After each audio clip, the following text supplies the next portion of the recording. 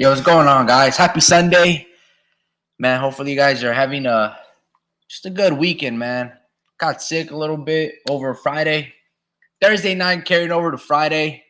I must have lost I feel like I lost like 10 pounds, but realistically, I probably lost like a pound or two. But yeah, man, it was painful going over from Thursday night to Friday. I can say that I ate some bad food. I'm not too sure. Maybe I pushed my body to the limits by doing, I don't know, close to 10 miles running the other day. I got this Pokemon Go addiction. You know, it's like killing 10 birds with one stone. I get exercise, I get my cardio in, I get to catch Pokemon. I'm walking and running the dogs, getting some epic sun, stronger body, losing weight. I mean, I can't see the negatives in it. But oh boy, did I feel that I took, some Canelo haymakers to the body. Cause yeah, man, those were some bone chilling fevers like symptoms that I was feeling the other day. But yeah, man, I threw up, went to the restroom, my abdominals felt like I just done like 1,000 crunches. It was tough, guys. So hopefully you guys are having a better weekend than I had over my time, you know. Um, but regardless, man, there was some pretty good, interesting boxing matches that occurred over the weekend. Shout out to Josh Taylor and Jack Catterall. Man, that was a very good fight, a long anticipated rematch, and finally the judges got it right. I thought Jack Catterall won that fight. It was extremely close once again. Josh Taylor does a really good job of really making people uncomfortable and feeling the pressure. The same type of pressure that was able to knock down Jose Ramirez, that chip on his shoulder. Josh Taylor he's a gritty, just a nasty individual, if that makes sense. You know, he really, he turns up the fire, and you're gonna feel that pressure. With Jack Catterall, man, he does a great job of. He's got a really cool and calm demeanor about him. When the going gets tough, Jack Catterall is there, throwing his singular punches, sticking to his game plan. And Josh Taylor, bro, how can you not make that dude miss that left hand, bro? It's like the only punch that can rock your shit, and you can't ever make that dude miss. It's crazy. Jack Catterall has impeccable timing with that lead, whether it's just a singular punch. It's incredible, man. Well, what an amazing fight. Shout out to Bob Arum. The UK BBC control disgusts me. That's why I'm never bringing an American fighter over here, dude. He's so funny, dude. But Bob Arum, you had no intentions of bringing your American fighters over there. You never you don't do it, right? You don't do it. I think you only did it one time, at least, of recent memory, and that was when Bud Crawford went across to fight Ricky Burns. And I can't remember another time that you sent an American fighter over to the UK, at least one that you really cared about, right? I don't think you would ever send Shakur Stevenson, Tiger Johnson, Abdullah Mason, Emiliano Vargas. Like, stop it, Bob, stop. But anyway, man, that was an amazing fight, stellar main event. And yeah,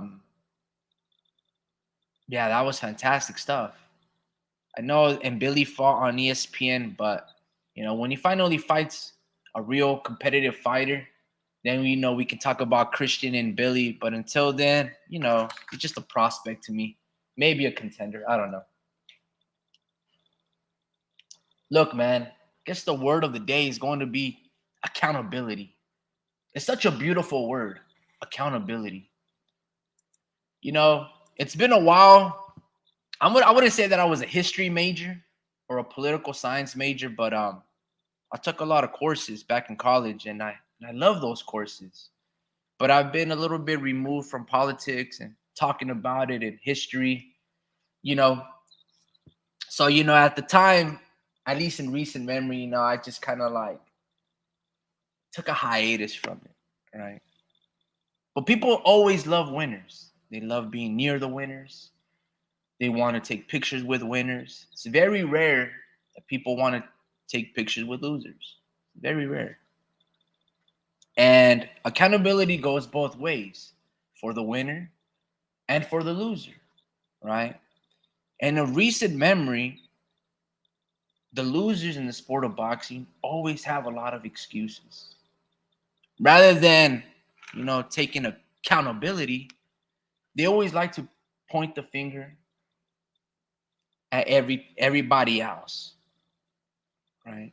The reasons why they lost. In recent memory, we think about Deontay Wilder and the whole Mark Breland situation. Sometimes we think about Stephen Fulton. To my knowledge, he hasn't really made any excuses, but there's these little backhanded compliments that they insinuate that Naoya Inoue is on this type of juice. But the reality was Stephen Fulton was supremely overrated as a boxer, and he had two very close decisions against Angelo Leo and Brandon Figueroa that could have gone either way. And then he gets his shit destroyed, outboxed by Naoya Inoue, and then they like to cry foul. It's very interesting. Same thing with Deontay Wilder. Alongside, we can go on the list of other fighters in recent memory that make a bunch of excuses, right? In recent memory, like a month ago, Devin Haney. See, whatever happened in that ring, Devin Haney's boxing skills were not superior to that of Ryan Garcia at all. At all. Ryan Garcia, and you might say, was always the supreme fighter and boxer than Devin Haney. Guys, remember, Ryan Garcia won 15 national championships. 15. Okay? That's incredible. Ryan Garcia has always told us that he was better than Devin Haney.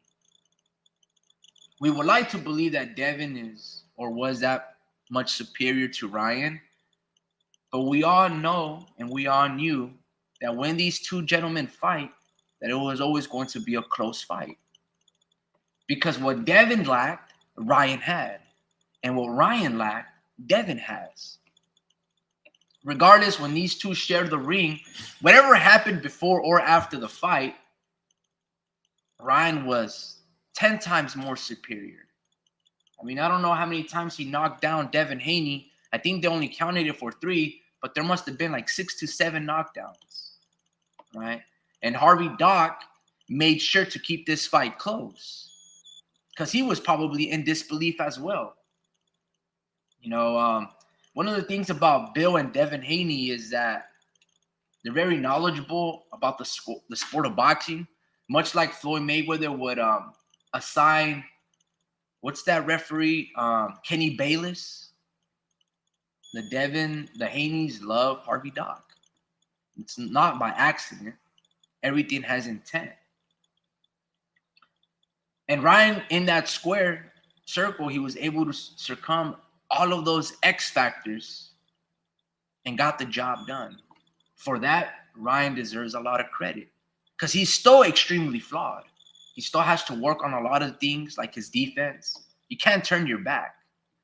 That's illegal. They tell you that in the amateurs. And I don't know why Ryan chose to turn his back. Like, bro, every single time that you throw your punches, you're rocking the fuck out of Devin Haney. Like, stop turning your back. He can't fuck with you, bro. So stop turning your back. And you're making this fight. Like, the only reason Devin Haney was winning rounds, and we stated this before, was because Ryan just gave his back to him, right? But aside from that, the fight was not close. So Ryan deserves a lot of credit for that, right? The good and the bad. I don't believe that drugs helped Ryan beat Devin Haney, right? Because Devin Haney has always been chinny.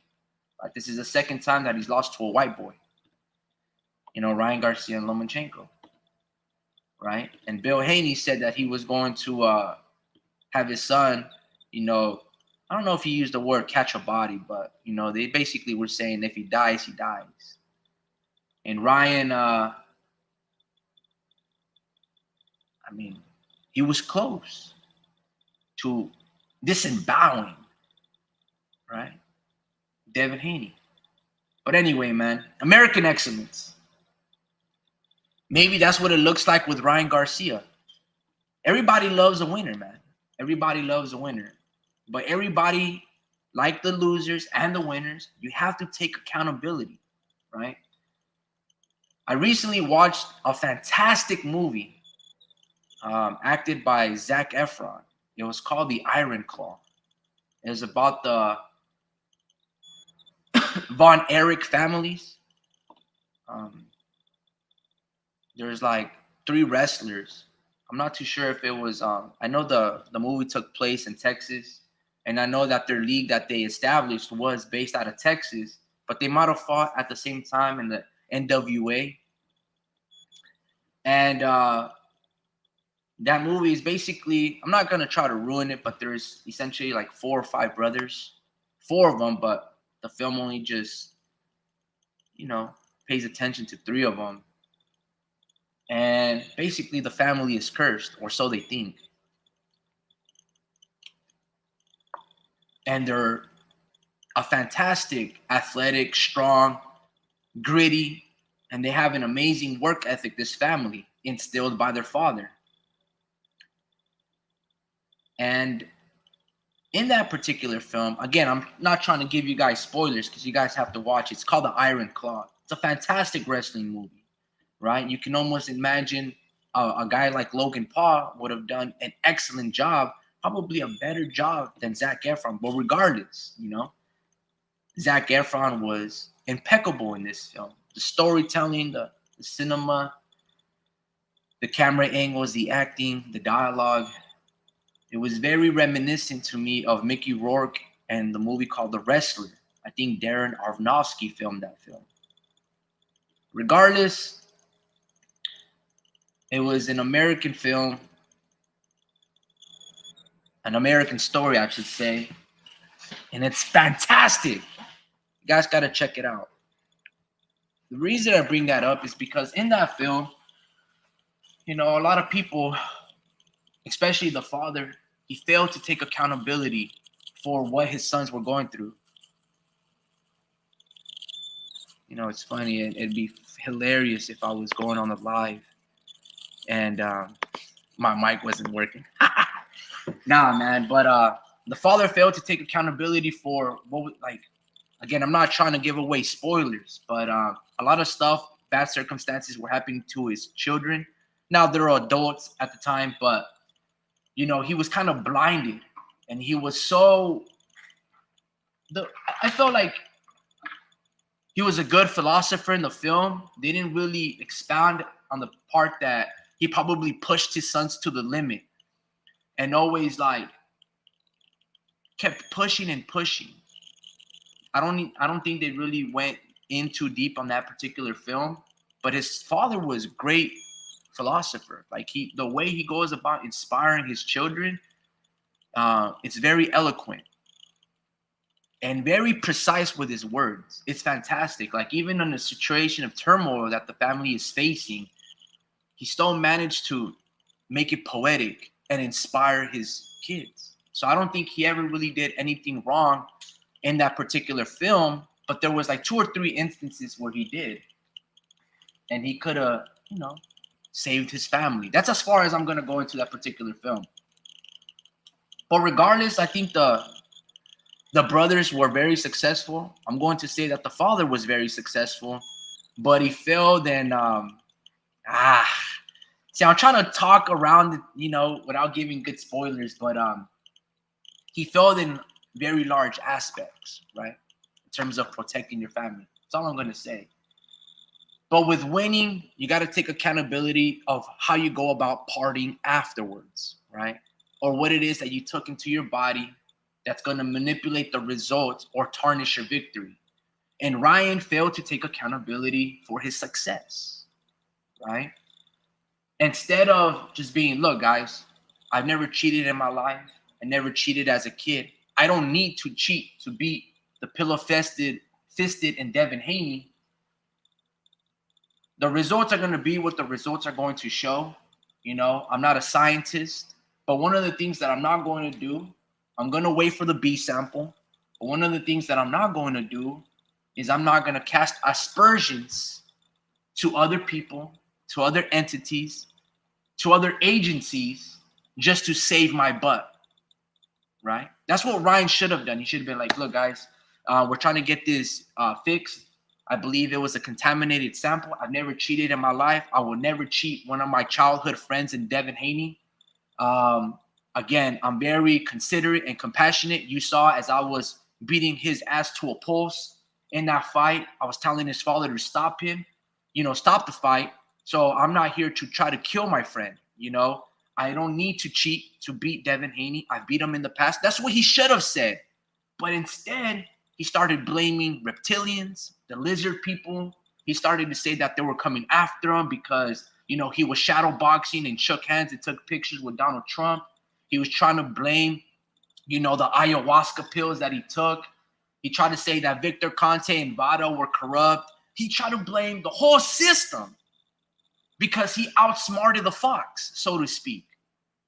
Rather than take accountability and be professional, but more importantly, be respectful. You see? Look, I don't know how deep I'm going to get into this particular topic. Obviously the thumbnail has Trump and Ryan Garcia, but I would like to think of myself as, I don't know, man. I just kind of depends on the times. I can vote Democrat. Other times, it depends what the country needs. I'll vote Republican, right? Because I love both creeds and ideals. I'm not an extremist, not a conservative, and I'm not a liberal. I would say I'm just right down the middle. And depending on where, the pendulum is swinging, not in terms of who's going to be the winner or the loser, that's not how I vote, but based on whose ideas I like more, whose leadership I like more, I'll vote Democratic or the Republican Party, right? It's essentially the same. I mean, these people know each other, they eat together, they're in each other's office trying to pass litigation. And these guys, play golf and, go to hockey games fucking 24 days out of the week. Hey, 24 days out of the week? What are we talking about? There's 7 days in the week, man. It's nonsense. 24 days out of the week. Yo, what's going on, Warp Speed? Good moral, man. And good point you are making. I don't even know what I'm talking about, man. Just a bunch of nonsense. But depending on how deep I go into these topics, man, accountability. Ryan, as a winner, failed to take accountability for his actions or what people were accusing of. Look, man, it's not easy to, let's say I was an innocent man and someone accused me of doing heinous things to women or to a person, right? I'm going to just be like, look, bro, I'm not going to downplay the situation and blame everybody else. I'm just going to be like, look, dude, those are some false accusations that you're going to ruin my reputation. But forget the reputation. Bro, all of these things are lies. And when the truth comes out and, the facts are revealed, you guys are going to find out that I'm an honest and principled man that I've always told you guys that I am. I'm not saying that people don't make mistakes. I'm just saying I've never made one, right? Like that's what Ryan could say in certain situations. Just let the facts speak for themselves. Don't try to control the narrative and create a spin zone and make everybody get clusterfucked and be like, oh, what's going on? Do we believe Ryan or do we not believe Ryan? I believe what took place in the ring was all Ryan. He was superior to Devin Haney. What he did before and after, I don't trust Ryan. And that's a fair assessment because everything that we've known about the sport of boxing, don't do what Ryan does. Stay off social media, train, live a disciplined life, do what Alexander Usyk does, right? That's what we know boxers at the quintessential level to look like. That's how their training is supposed to be. Get off social media, stay away from the girls, X, Y, and Z, and just focus on the sport of boxing. Focus on rejuvenating your career and get the victory done, right? Kind of like what Devin Haney spoke, that's what he did, right? So everything that we know about boxing, Ryan flipped it upside its head. Now, a lot of people did think he was trolling, right? There's a lot of people that bet on Ryan, whatever the case may be, because the odds were just too darn good. For a fucking 50-50 fight, we know Ryan has the size, the length, that lands that left hook, boom. Now, since Ryan was the winner, and he failed to take accountability for his actions, right? As the winner. Remember, guys, when you win, you have a huge responsibility to carry yourself, act like a champion. And when you act like a champion, you act like you are the face of the sport of boxing.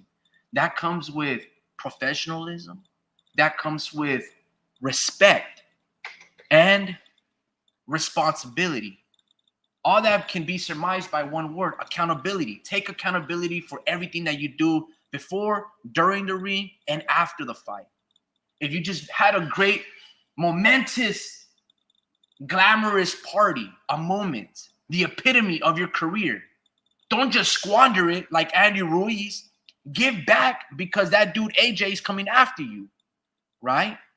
Well, Devin Haney, they're coming after Ryan in a political situation, and Ryan has to stand his ground and fight back, even more so. If you are innocent as what you say, you don't let them beat you and turn this fight into a no contest or get you disqualified.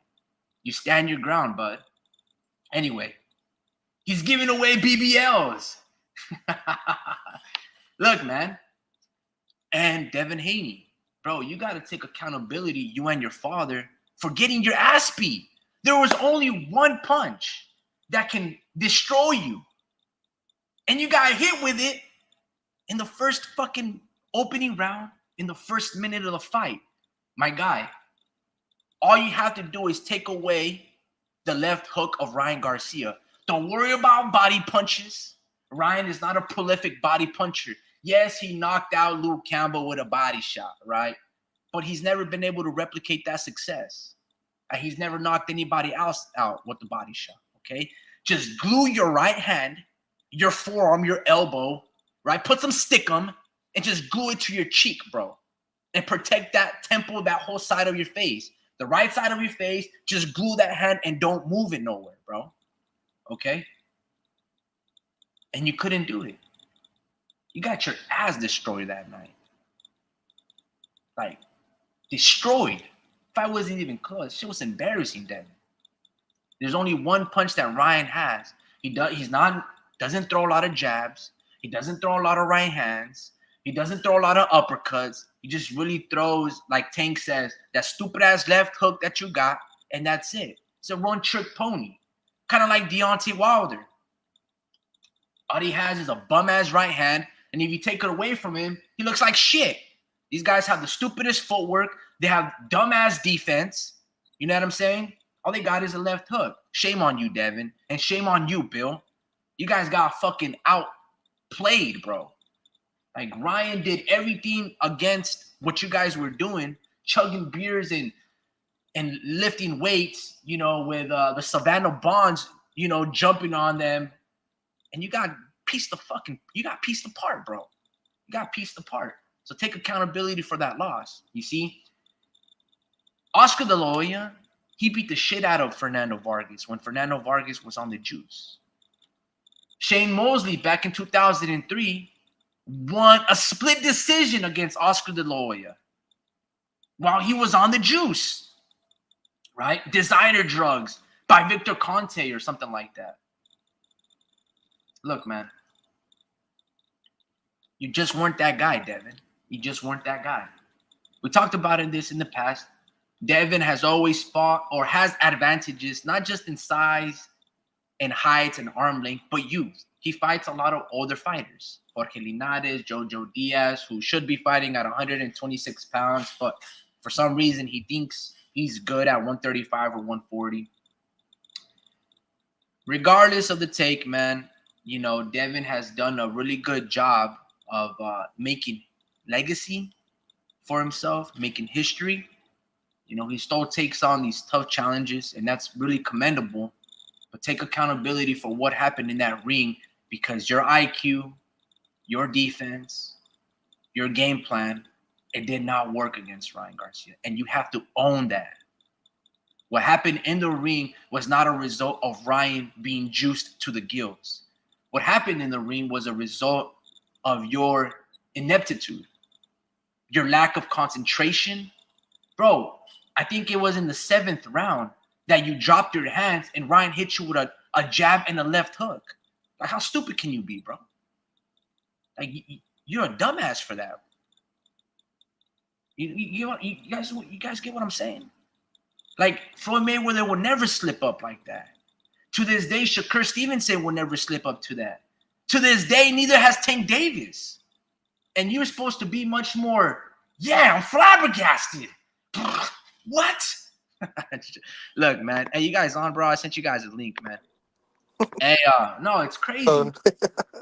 Yo, what's going on, Joe? Yeah, so I was laughing as you were reading it. I was like, "Yo, Yeah, dude. How you been, bro? Happy Sunday, man.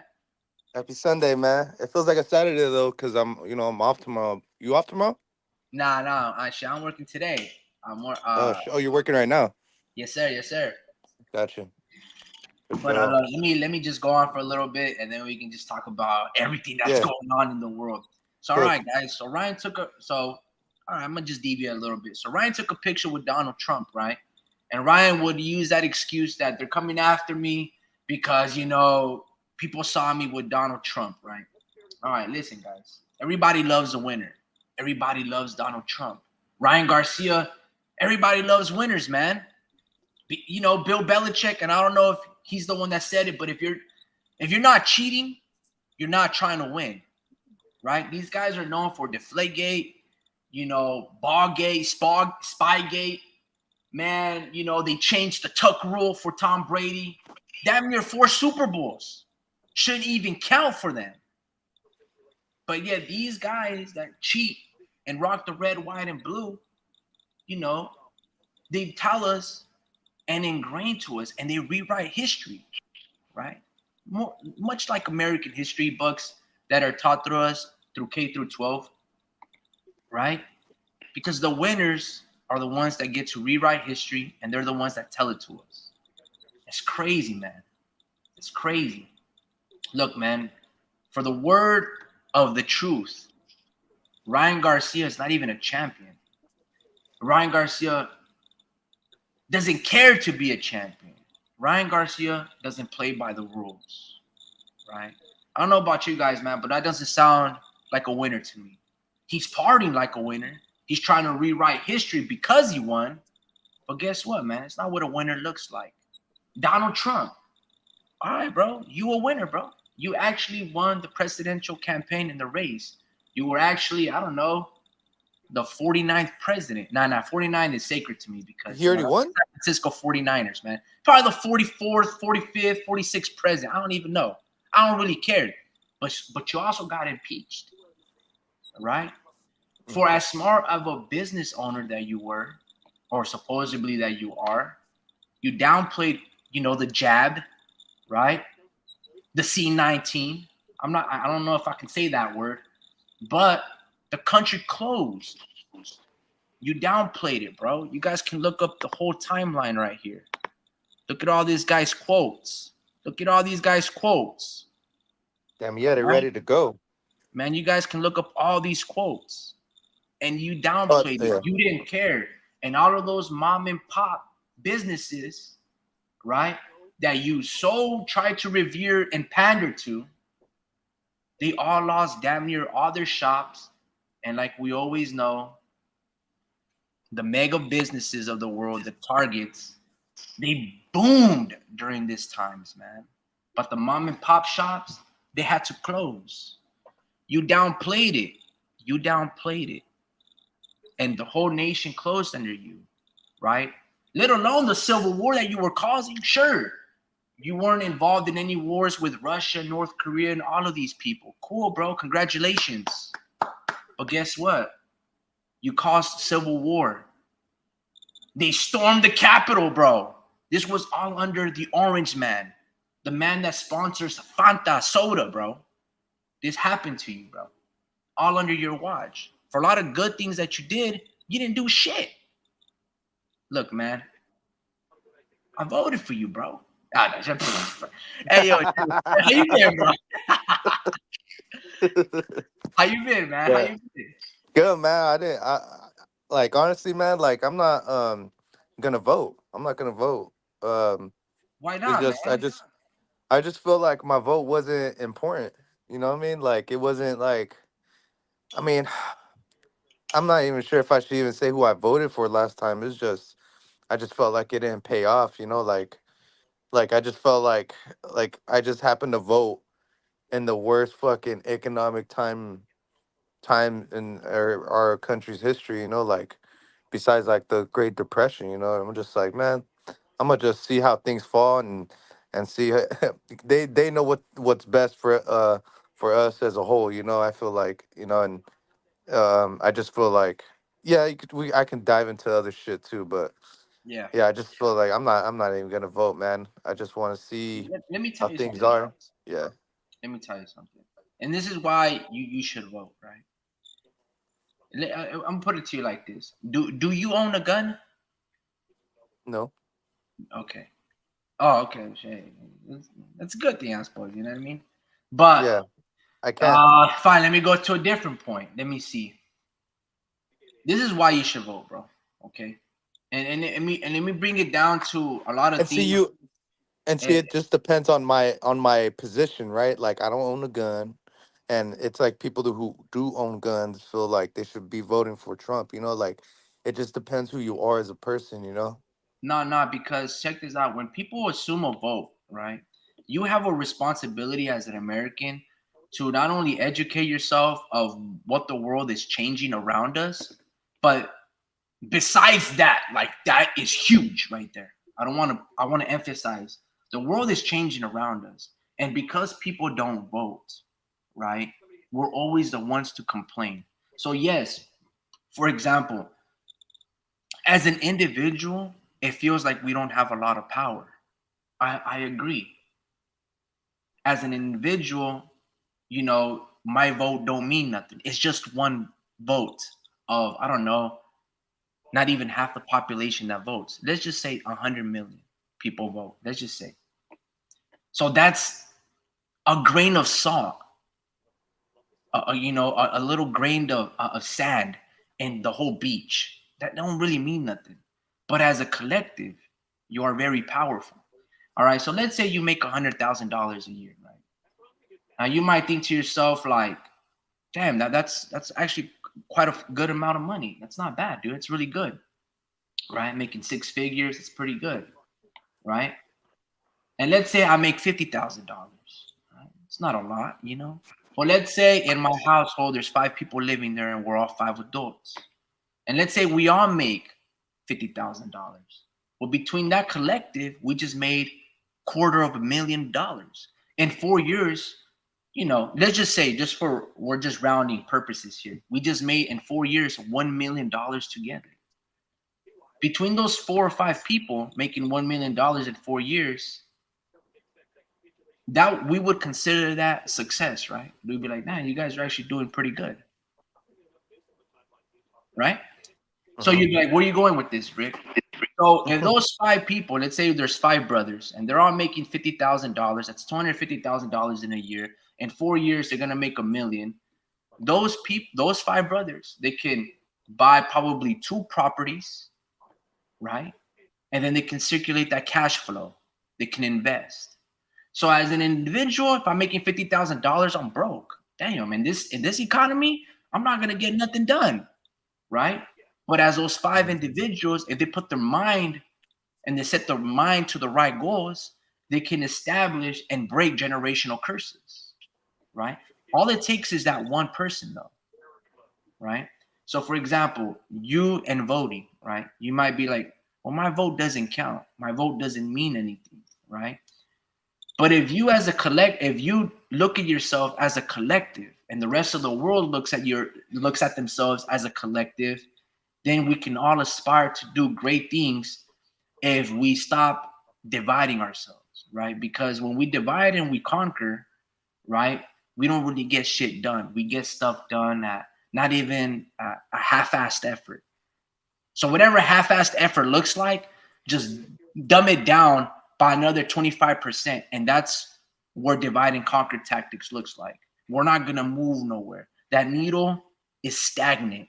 It's flatlined. It's not going up or it's not going down. It's just so, right? So voting, besides like, people had to sacrifice, and they marched down the lines in Mississippi and Alabama, and they died for our rights to vote. They stood for something, and we're not going to take that into consideration because as we get older, we're very ungrateful. Oh, we didn't do that. We've always had these innate rights, right? Like we just like take it for, we just take it for granted because for a lot of the time, I guess in recent memory, you could say that we haven't struggled enough. We haven't really been oppressed. So we don't really know what it looks like to be, I guess, limited, right? We live possibly in one of the greatest generations of times where, yes, people are still suffering, but they're not suffering like of yesterday's problems. We don't really have those problems here, right? Or at least they don't look the same as what they looked like during the Great Depression. So yeah, you might say, I know you mentioned something amongst the lines. You were like, look, dude, there's a downfall of an economic downturn, and when I voted, it was fucking like a Great Depression. But not really, bro. Our depression or a recession didn't look like what it looked like in the 40s with migrant mother and all of these things way back then, right? You still have room and food in your refrigerator. The weather still looked really good. There wasn't famine or pestilence or these fucking gust winds blowing over your home and destroying your cattle and your vegetable. You know what I'm saying? Like it didn't look like that. You still had clothing. You still had a car that you were driving to work. Yeah, you might not be making $45 an hour, but it's still 25 to 30. So it's still manageable. But what I'm trying to say is like, and yes, you might have not been able to buy a house, and we were still kids in 2008. Like I get all that notion, right? I get it. It's really expensive. But our problems don't look like what the problems look like back then. So we haven't really felt this feeling of being oppressed. For example, I like Pokemon cards, right? That's a fucking luxury to be able to rip open packs and shit like that. Because if I was really oppressed or if I was really starving, I wouldn't have fucking time for fucking flashy cardboard, shiny cardboard. You know what I mean? So, Yeah. in other words, why should you vote? You should vote to stay informed, right? You don't have to vote for people that you don't know nothing about, or you don't have to vote for false promises, but you should vote for the things that actually do interest you, because those situations, see, everybody votes for people, right? Because the people are the ones that get stuff done. They work for corporations, they work for certain branches and lawyers, they work for certain demographics, and they're trying to get things done and maneuver around, during these structures that's been here for hundreds of years, and people only going to, be there for 2, 4, maybe a couple of years.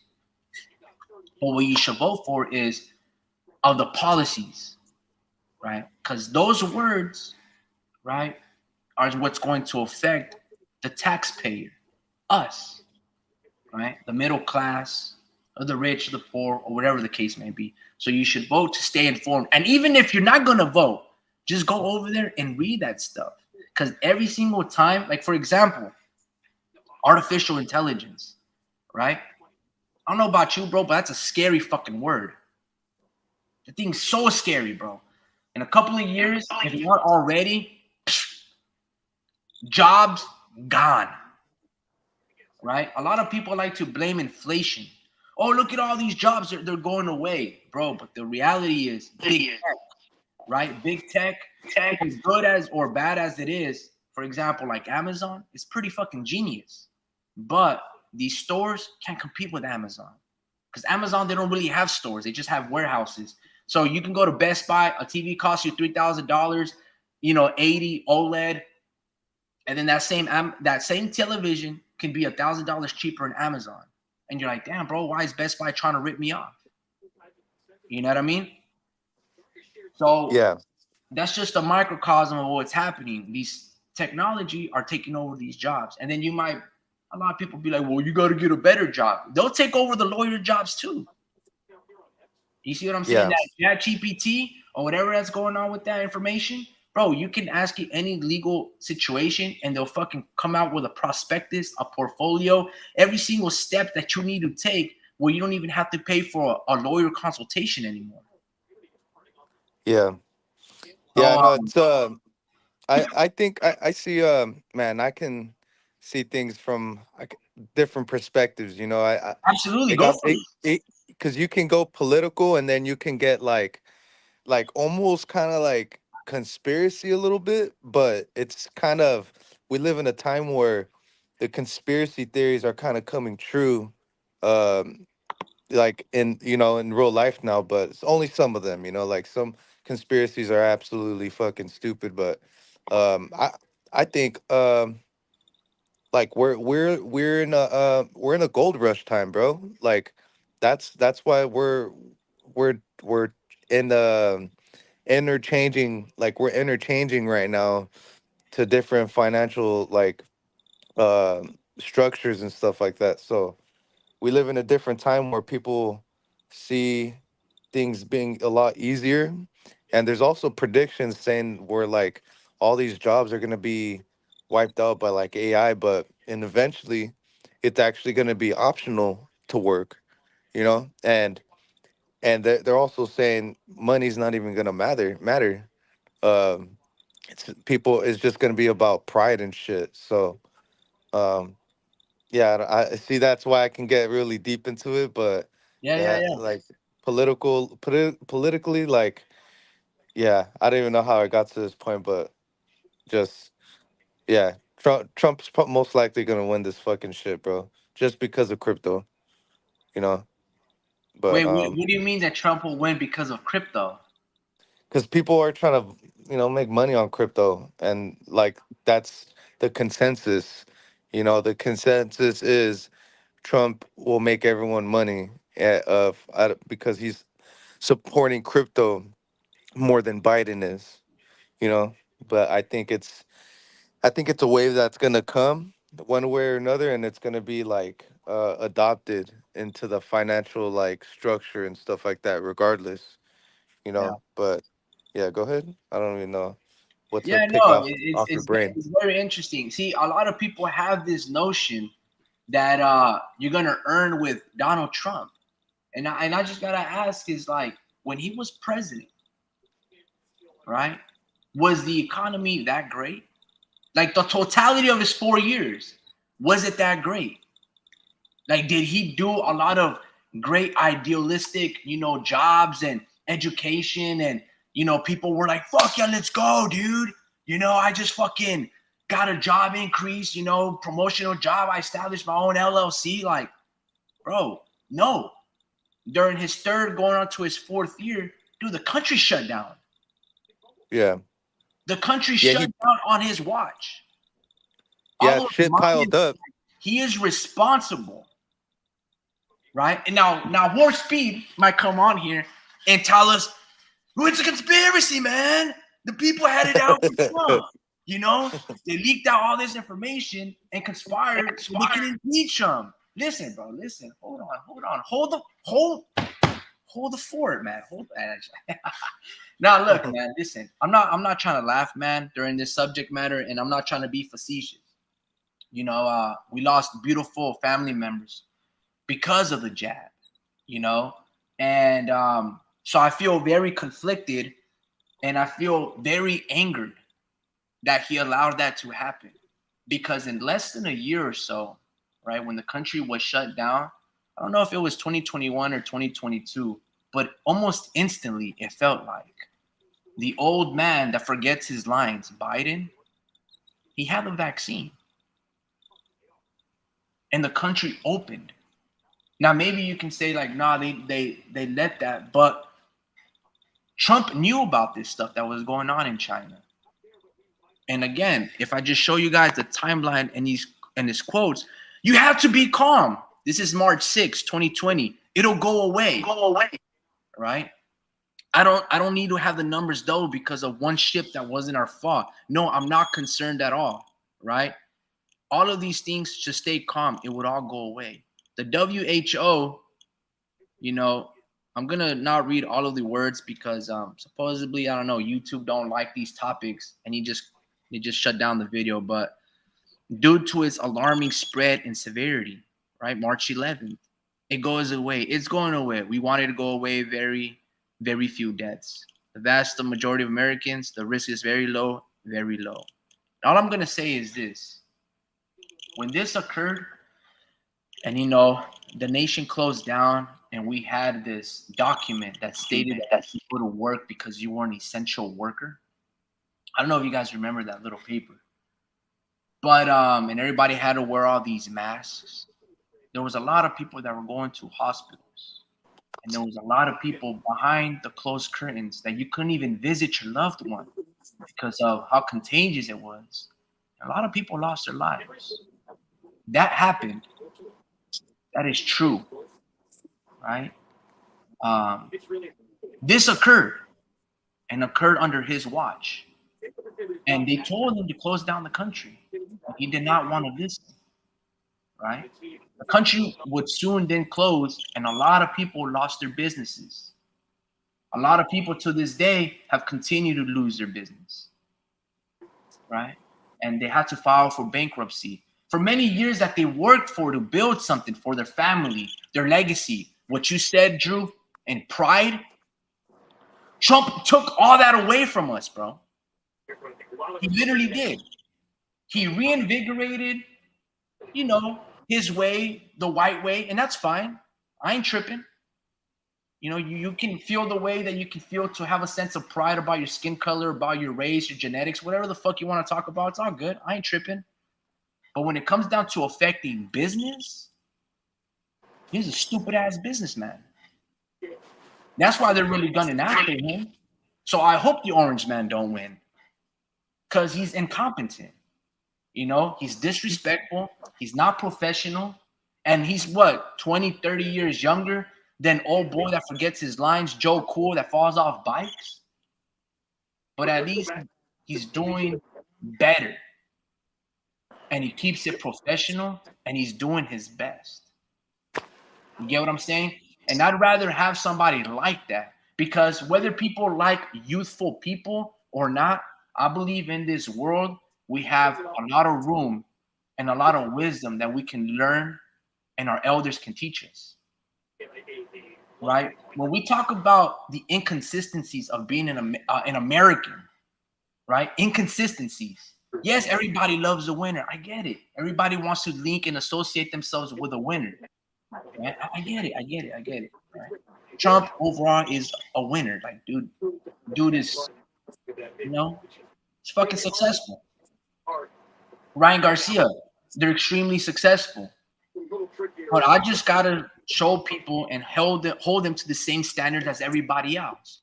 I should have brought up Scott Quigg, but when Oscar Valdez got his jaw broken by a guy who was 2 pounds over him, oh my goodness, were Mexican Americans and Americans crying for Oscar Valdez because Scott Quigg broke his jaw because he was 2 pounds overweight.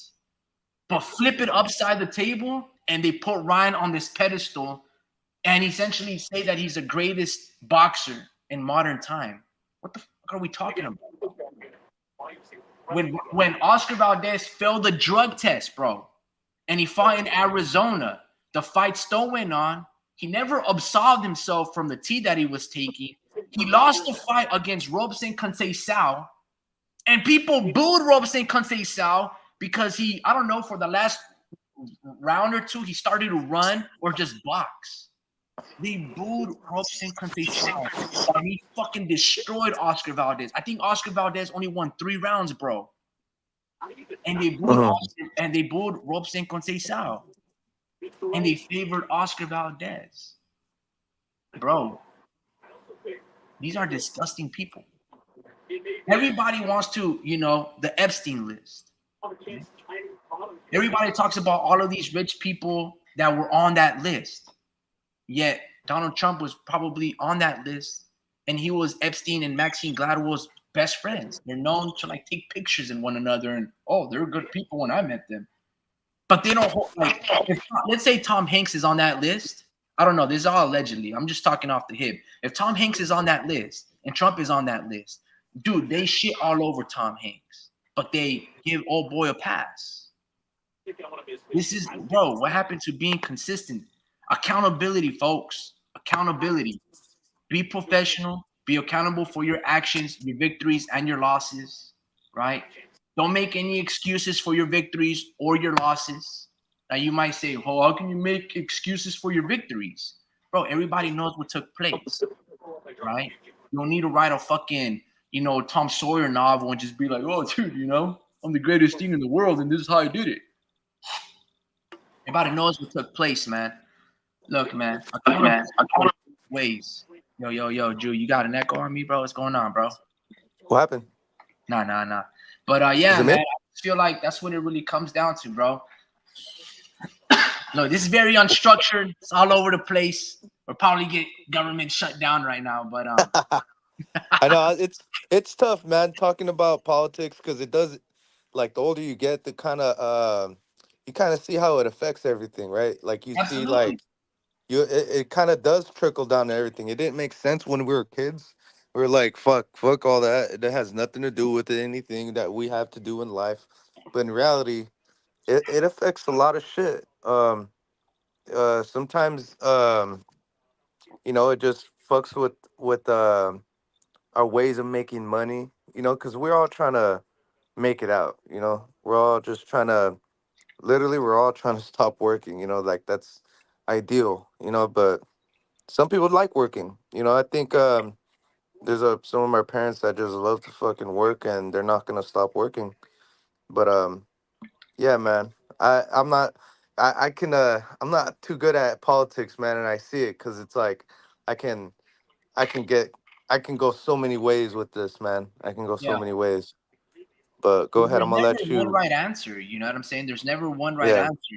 There's in terms of politics, 10 different ways can get the job done, and 100 different ways can actually get the job not done. Give me a second, Drew. Yep. Yep. Gotta mute myself. Got you.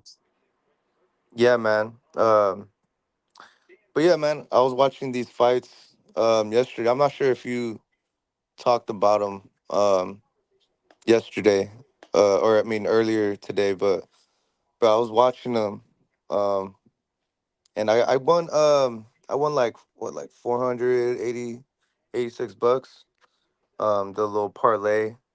Um, but yeah, let me see. I'm gonna try and see my parlay really quick because I'm just good at this, man. Like this 100 bucks that I pretty much had in my Bovada account. I had almost lost it last week. It was pretty much for, I forget which fights were last week, but I made two bets, a safe bet and a bet that would get me up by a couple hundred. That I call them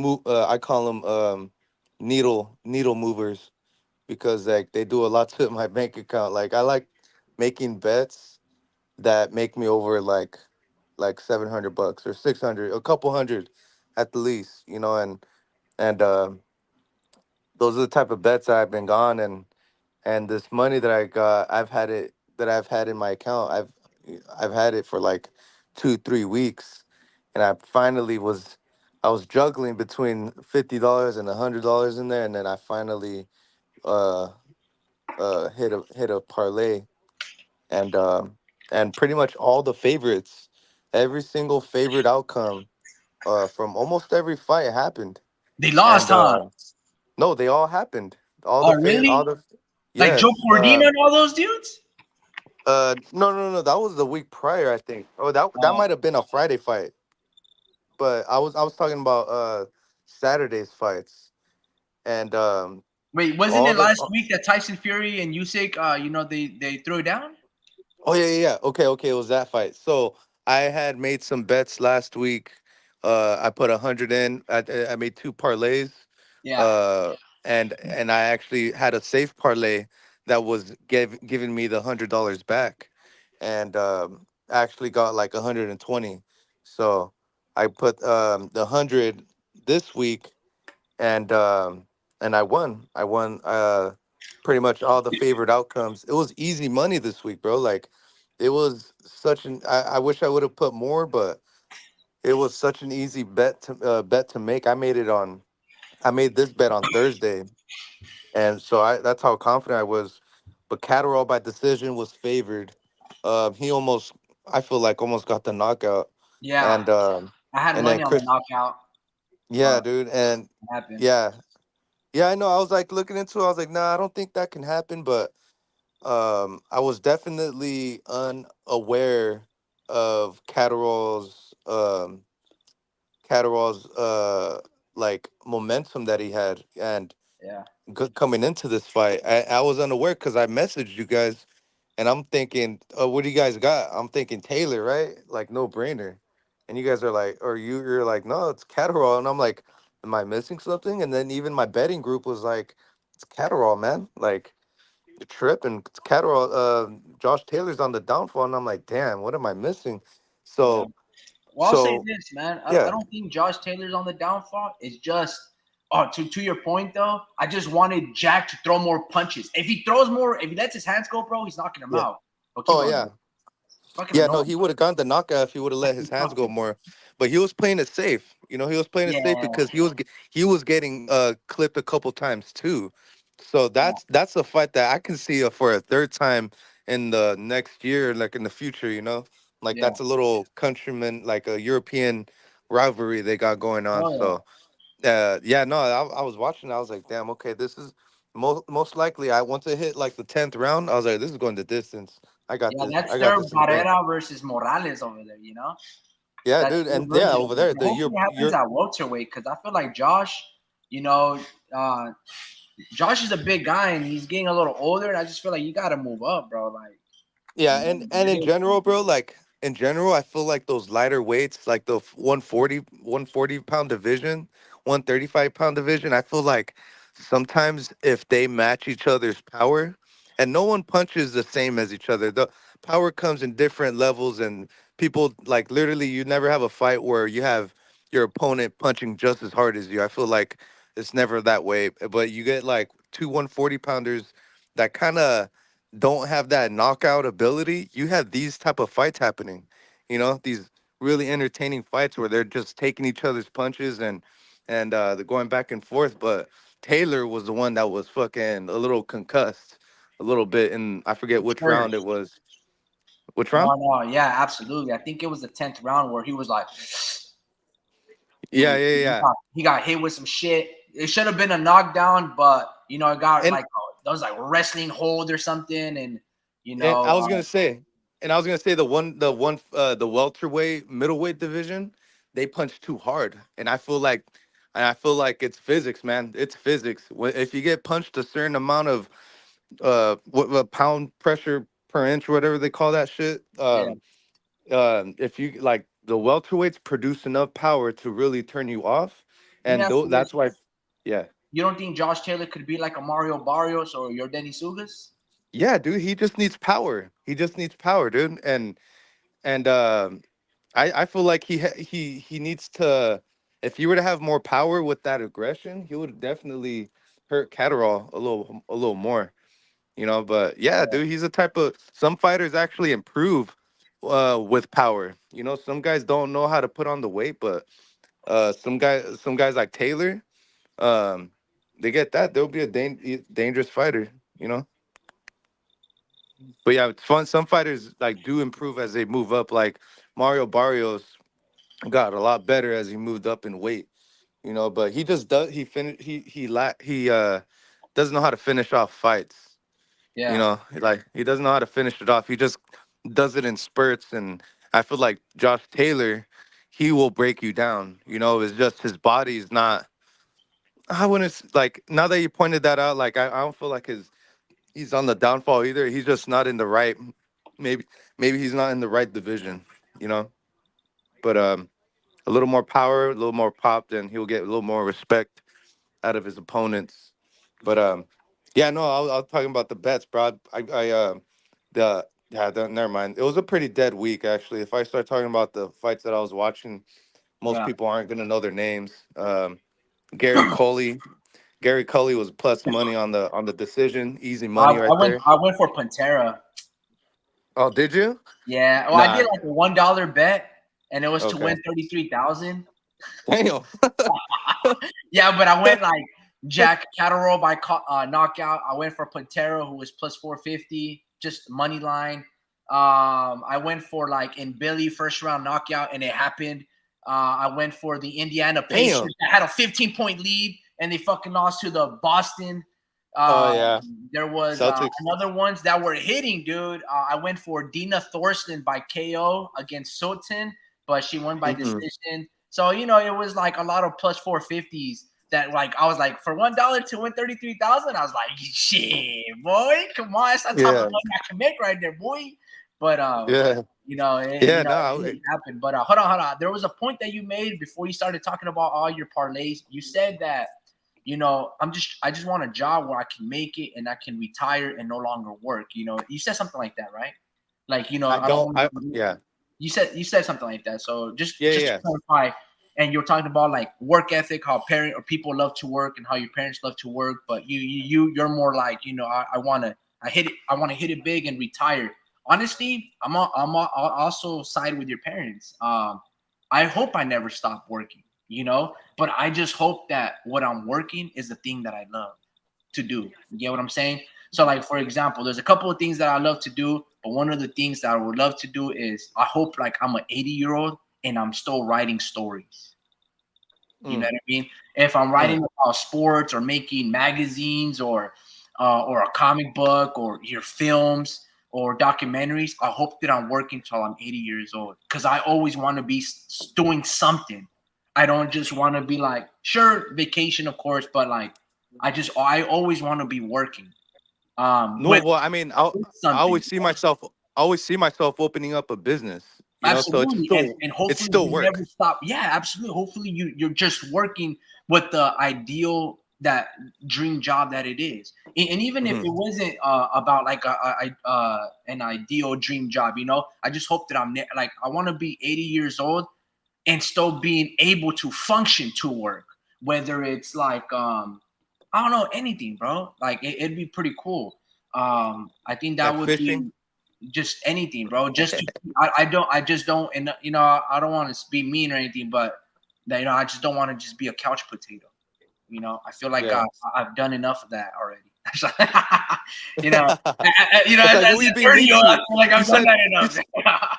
you say you don't want to be mean. Who you being mean to, bro? The one No, listening? just to nobody, but just in the context. No, I don't want to just, I always want to be working until like I fucking drop dead, dude. Like hell yeah, like Yeah. if I'm a boxing coach, I still want to be able to be like Freddie Roach, bro. It's just still fucking training, still giving people as an older man the IQ that I've learned from Manny Pacquiao, from Miguel Cotto, to all of these amazing boxing pioneers that I had the ability to teach and learn and gain all this wisdom from, right? Because the teacher learns from the student learns from the teacher, vice versa. It's a reciprocated action. And I always want to just keep working on that. So I think that would be pretty fucking legit. But again, I don't want to retire and be like 50 years old. I do want to say that I would like to be stress free and just be enough where like everything that my parents worked for or that I worked for, I don't lose, right? Because the Yeah. more stuff that you have, the more susceptible it is that it's going to malfunction, it's going to break, it could get stolen, or an earthquake happens and you lose your fucking show car that's worth $100,000 or whatever the fuck whatever it is that you hold dear, you don't want to lose that. So the ability to preserve something for long standing, like for example, one of the best things that I own is a Barry Bonds 2006 newspaper. Two of them when he broke the home run record, and he set the record right when How'd you he get tapped that? Hank Aaron. Well, dude, when me and Speed, I might have been like 11 years old, a seventh grader or some shit. Mm-hmm. And Speed, my older brother, we were going through every stop in Salinas to look for fucking the San Francisco Chronicle newspaper. We could not find it, bro. We went from the 7-Elevens, gone, none in stock. We went all over town and we went right there by Smalley's on the South Main Street, and we found a fucking, like a weekly little newspaper stand. It's no longer there. And we put like 50 cents. Boom. There was one or two. And we went the next day to get the special edition. And basically, the reason I bring that story up is because I still have that framed, but the newspaper is starting to turn orange and fade. And I'm like, darn. So anything, what I'm saying is, like, anything that my parents passed down to us, whether it's a family heirloom, jewelry, a home, a vehicle, whatever, I just want to preserve that. And that's what I want to gain out of like working, at least in my youth. It's like, all right, as long as I don't lose that, I'm okay. I hope that not like gentrification or, fucking everything, high property taxes, or, whatever comes up, insurance doesn't, like, I have more than enough of lifetimes so I don't lose that shit. And then obviously, hopefully you teach your bloodline, your children, uh, your offspring, not to, like, hey, hopefully they appreciate the work, the sacrifice that from generations, even though they didn't build, right? But that your parents bought during this time in 2008, that they preserved that time, that you painted it, that your brother. So all these pictures, and this is when it goes back to the voting. Even though you didn't see them march and they got pepper sprayed on the front line, understand that that did happen. And we take it for granted. Your children's children might not appreciate that car that you built for many years because they didn't build it, but they can respect, like, damn, bro, my tío, my tios and my dad, they were badasses, But even though they didn't get to see them hands on, get down with the fucking paint spray and get down with the fucking scallops and all these designs, that you're like, understand that that did happen, and if they did it, you can do it too, type of shit. But anyway, bro, I know we're deviating a little bit, but I just wanted to, talk about that idea that you probably you planted in the head of saying that you don't want to stop, that you want to stop working or just have that like vacation. Now I feel it, Nah, bro. Everybody wants that too, but I always want that, like, I never stop working, because then I feel like the minute I stop working, the brain will stop working, the body gets lax, yeah. and then Well, no, next I think I'm like I think I'm more mean like have things working like for me and give my mind the mental freedom and to like, you know, have my money work for me. no, for You know. sure. No, I wasn't laughing about that. I was laughing at D Mendy. He goes, "Oh my goodness, my priest said there's three things we never talk about: one, politics; two, religion." And that night, I slept over his house. What the fuck? What the fuck? Stupid, bro. Oh man, let me read some of these comments. Hold on, bro. No, for sure. Hopefully the money fluctuates and you got the money working for you on the investments and stuff. Hold on, man. Warspeed goes, man, who cares about mom and pop stores? Meritocracy and special privileges for the elites. But the other day you were just calling me about me being a fan of man and how they're not supposed to get privileges. Man, look at this guy. Contradict. Be accountable of which of stand on something, man. When you stand up, you man up. As Richard Sherman says, Warp Speed goes, actually, yes, you did. Prosperity was up and so was production. Before and then after the shutdown, recall blacks prospered much under Donald Trump. Man, shut your goofy ass up. The Mexican G goes, que bro. How you been, bro? The Mexican G goes, all politics are the same. None of them have the neatest interest of the American people. Que hubole. I think Barrios would mop the floor with Josh Taylor. That'd be a good fight. Adi Medi goes, man, what we bitching about today? Politics. Look, man. Yeah, nah, we're just you a fool, Adi. Yeah, that was funny, dude. Yeah, man, for sure. Look, man, talking about boxing fights, Yeah, this week was decent. The main it's event all between right. Josh and Catterall was fantastic. Let me ask you something, bro. This coming up week, it's gonna be the first, week, the first day of what are we in June? Damn, halfway point, Mhm. and Yeah. we have a lot of fights, bro. We have Dimitri Bivol, the return of Dimitri Bivol. There's Deontay Wilder fighting Big Bang Zhang. Then there's Craig Richards fighting some other dude. There's a lot of fights. Daniel Dubois versus Philip Hergovic. Bro, these are some good betting odds, bro. Yeah. No, I'm gonna get something cooking, man. I'm gonna get something cooking because I've noticed how much the bookies don't know. They know a certain amount of information. Yeah, Whoever's putting down these odds, but I just feel like there's certain things that they're disconnected with. I feel like they don't take account previous um of previous uh pretty much performances. and they Yeah, don't see how bad they did. They don't see how weak of a chin they got. Some of these guys, you know, and I just feel like they're disconnected with that. And they just look at they don't just look at the record. example. Um, yeah, example. You talk about Deontay Wilder and Zhang. Yeah, I'm talking about Deontay Wilder and Zhang. All right, elaborate. What you mean by like the you know they So in the that odds have yet performance? to come out yet. The odds have yet to come out for the knockout, right?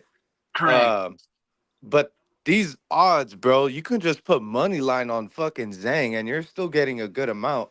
I think it's like minus 150, 160 for fucking Zhang. So I'm checking right now, but that's still good money, bro. Like that's he's gonna win one way or another. He's his pedigree, his boxing pedigree is up there, and he's boxed way better boxes than fucking than Wilder. He doesn't move his head. His head is there to get hit by Wilder's straight hand, but he does have a fucking chin. And if anything, he has one of the stronger chins in the entire division. Who Zhang? Um, yeah, Zhang. Um, and I just feel like he's gonna catch Wilder first, and it will not go the 12 rounds. Oh, they are out. Actually, no, they're not out. Will the fight go the distance minus 400? So I think they see that. They see that, but I'm gonna take the knockout. Definitely adding that. That's gonna somebody's getting knocked out. Somebody's getting knocked out, and it's not gonna go the distance. They both don't have the footwork to really like. They're gonna be there in the fucking box to fight each other, you know. So it's not going the distance. Yeah, so they're disconnected with that plus 120 for Wilder, bro. I feel like that should be like plus 300, like honestly. So they're off So right you're there. basically saying Wilder's got a chance, but you're saying that fucking Big Bang Zhang should beat his ass, bro. Hmm. I'm not gonna lie to you, bro. I actually kind of agree with that as well. You know, Yeah, I plus actually, 300. It yeah, should be plus I don't. 300 for Wilder. What I saw from Deontay Wilder in his last fight against Joseph Parker, well, I don't even know if that was his last fight. He might have had another in between, but whatever fight Deontay Wilder fought Joseph Parker, Deontay Wilder looked like a shot fighter, bro. He looked horrible.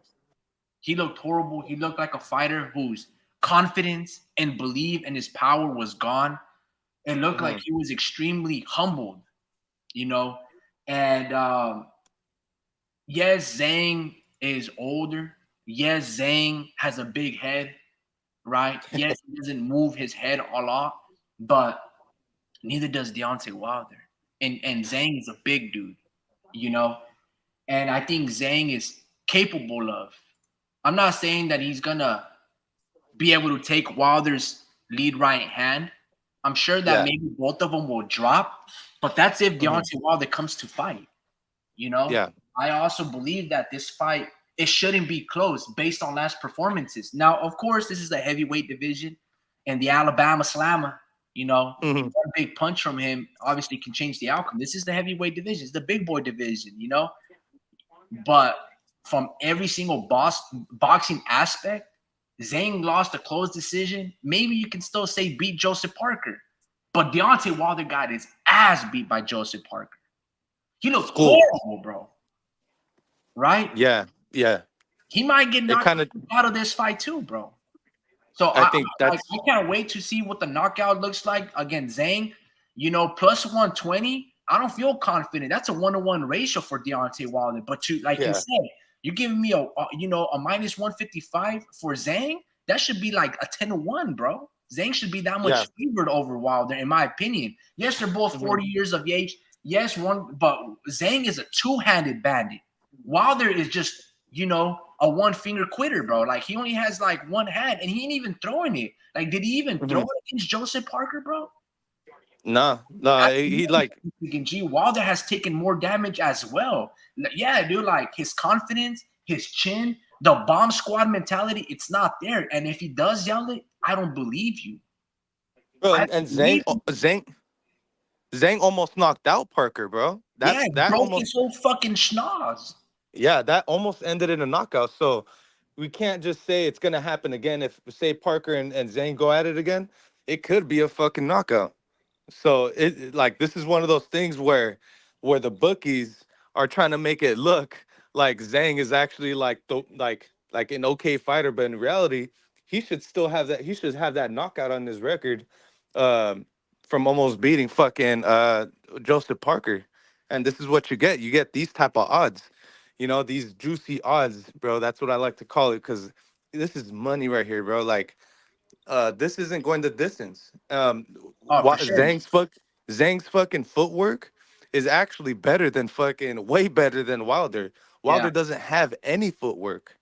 You know, he tries to, but he just doesn't want to make the changes. And this is the thing, like people are telling you what you need to do. Like at this point, you know what you got to do. I'm talking about Wilder. You Yeah. know what you got to do to improve as a fighter. You're almost fucking 40 years old, or in your late 30s, you know, and you know what you got to do, but he's not making those changes. He's still hitting the pad work with what's his name, his head coach Scott something, but Yeah, Malik Scott. Malik Scott, yeah, and it still looks the same. You know, we've Yeah. seen a slight improvement, but no consistency behind it.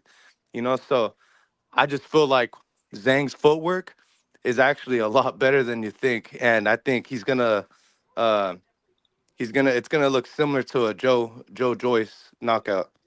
You know, so yeah, Oh, knockout, I bro. I think I think it'll be like this. I think whatever Deontay Wilder, because he was running from Joseph Parker, right? Hmm. He was running from Joseph Parker. Joseph Parker had a lot of bounce. He was able to take Wilder's hand, the right hand, away from him. Zhang doesn't have that type of bounce, right? Mm-mm. So he's not. He's going to be much slower. So there isn't going to be a lot of pressure from Zhang in terms of what Joseph Parker was feinting. A lot of in and out movement. Zhang at 40 something years old doesn't have that stamina. He doesn't have that leg. And bro, he's like 300 something pounds. He's a big ass dude. So he can't move like that, bro, or else he's gonna fucking tear his ACL. You know, he just can't bounce like that. Deontay Wilder, Yeah, if he runs in circles, he can try tire out the big man, but it's it's not gonna gonna look good. when that punch lands. Whoever lands that punch between the two, and whoever decides to go on that flurry after that punch lands is going to win. You know, Deontay Wilder struggles with big targets. You know, you would think like, oh man, you know, the bigger the dude is, you know, nah, man, Wilder, he don't look, he gets a lot, he gets pressured a lot by Yeah, right. Luis Ortiz. Luis Ortiz, yeah, and some big dudes, you know, he gets caught a lot. And Zhang has that power to, especially, I'm not gonna say Wilder's chinny, but I would Hmm. say because of his horrible footwork, it leaves his Yeah. chin to be very exposed and not your legs under you. So if Zhang Hmm. lands that too, and he lands that fucking right And hook that he's got, boom, yeah, Wilder's dead punch meat, bro. placement. Punch placement. Absolutely, That. bro. Zhang, like when Zhang lets his hands go, it's a thing of beauty. But the thing Yeah. is, he only probably lets go like 2, 3, 4 punches per round, and then he's like breathing hella heavy. So I don't know, man. Yeah. It'd be very interesting. But I True. got True. Zhang. Philip Easy. Hergovic and Daniel Yeah. Dubois, bro. How do you see that fight happening? That's another fight that's pretty like 2-1. Feel like Hergovich is gonna knock him out. I don't think Daniel Dubois. Huh? I hate that guy, bro. Who? Philip Hergovich? Hergovic, yeah. Yeah, I know. Yeah, I see what you're saying. Yeah, like he's like he switches trainers a lot. He's Uh, dirty, bro. He dirty like he he'll is lean a on dirty you, throw fighter. you outside the ropes type of thing, and then he's like rabbit punching you. Like he's just he's a dirty Croatian, bro. Yeah.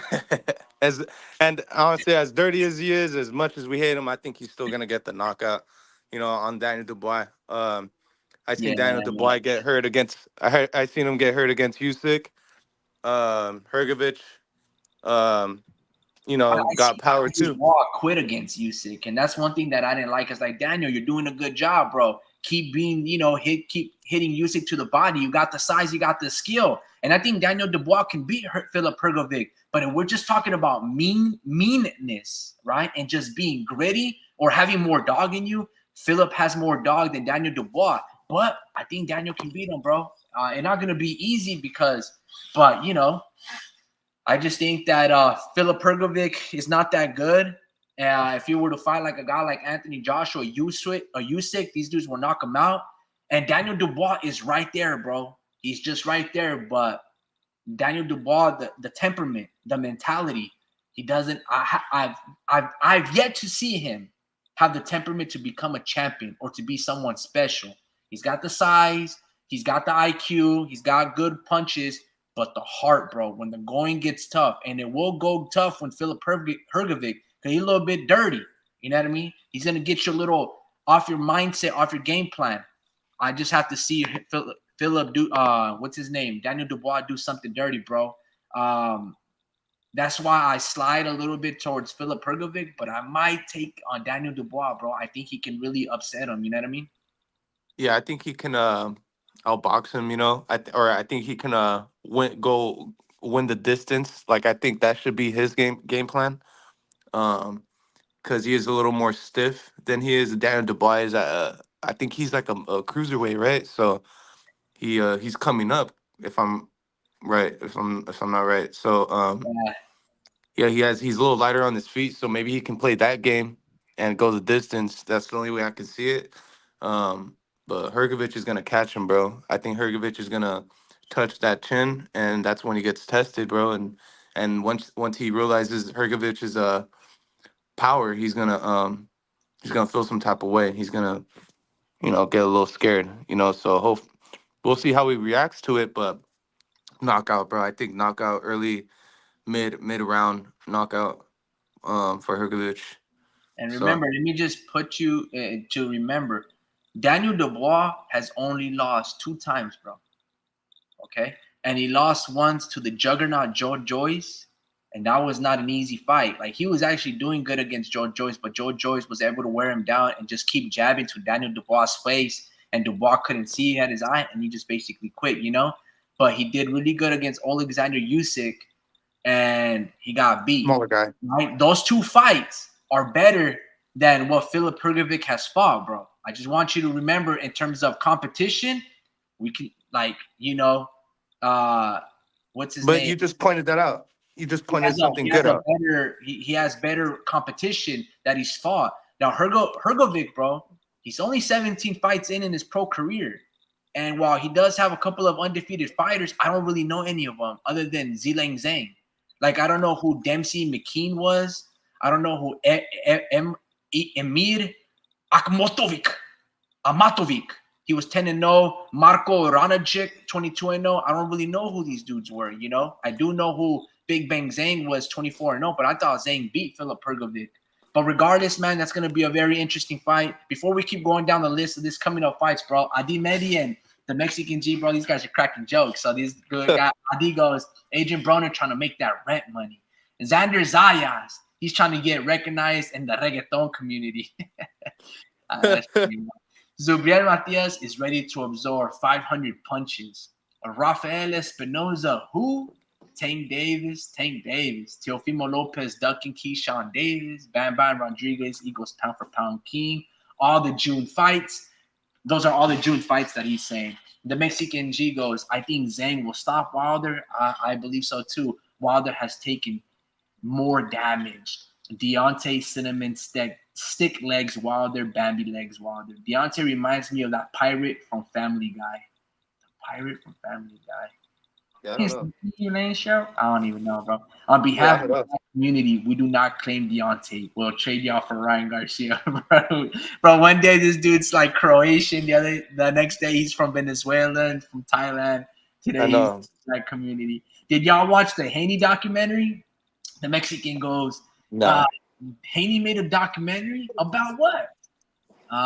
Is it about domestic abuse? Because Haney got beat like a hoe. Fuck. Oh no, dude. I haven't even known that. I know that his father, Bill Haney, they've been making like these little skits where he's like, Ryan, you good for nothing in the sport of boxing, and he says something like, you said you wanted athletes not, to be on drugs. You need a foot up your ass so you can call it the full of shit league. That's all I know that he's doing. But he makes like these little trailers, like they're dropping the documentary. So maybe that's what he's referring to. I have no idea, but that's funny, bro. Now I don't know, man. Moving on, bro. Moving on. I have not documentary. I don't even know where to watch it. I'm not gonna buy their OnlyFans so I can watch a bum ass documentary.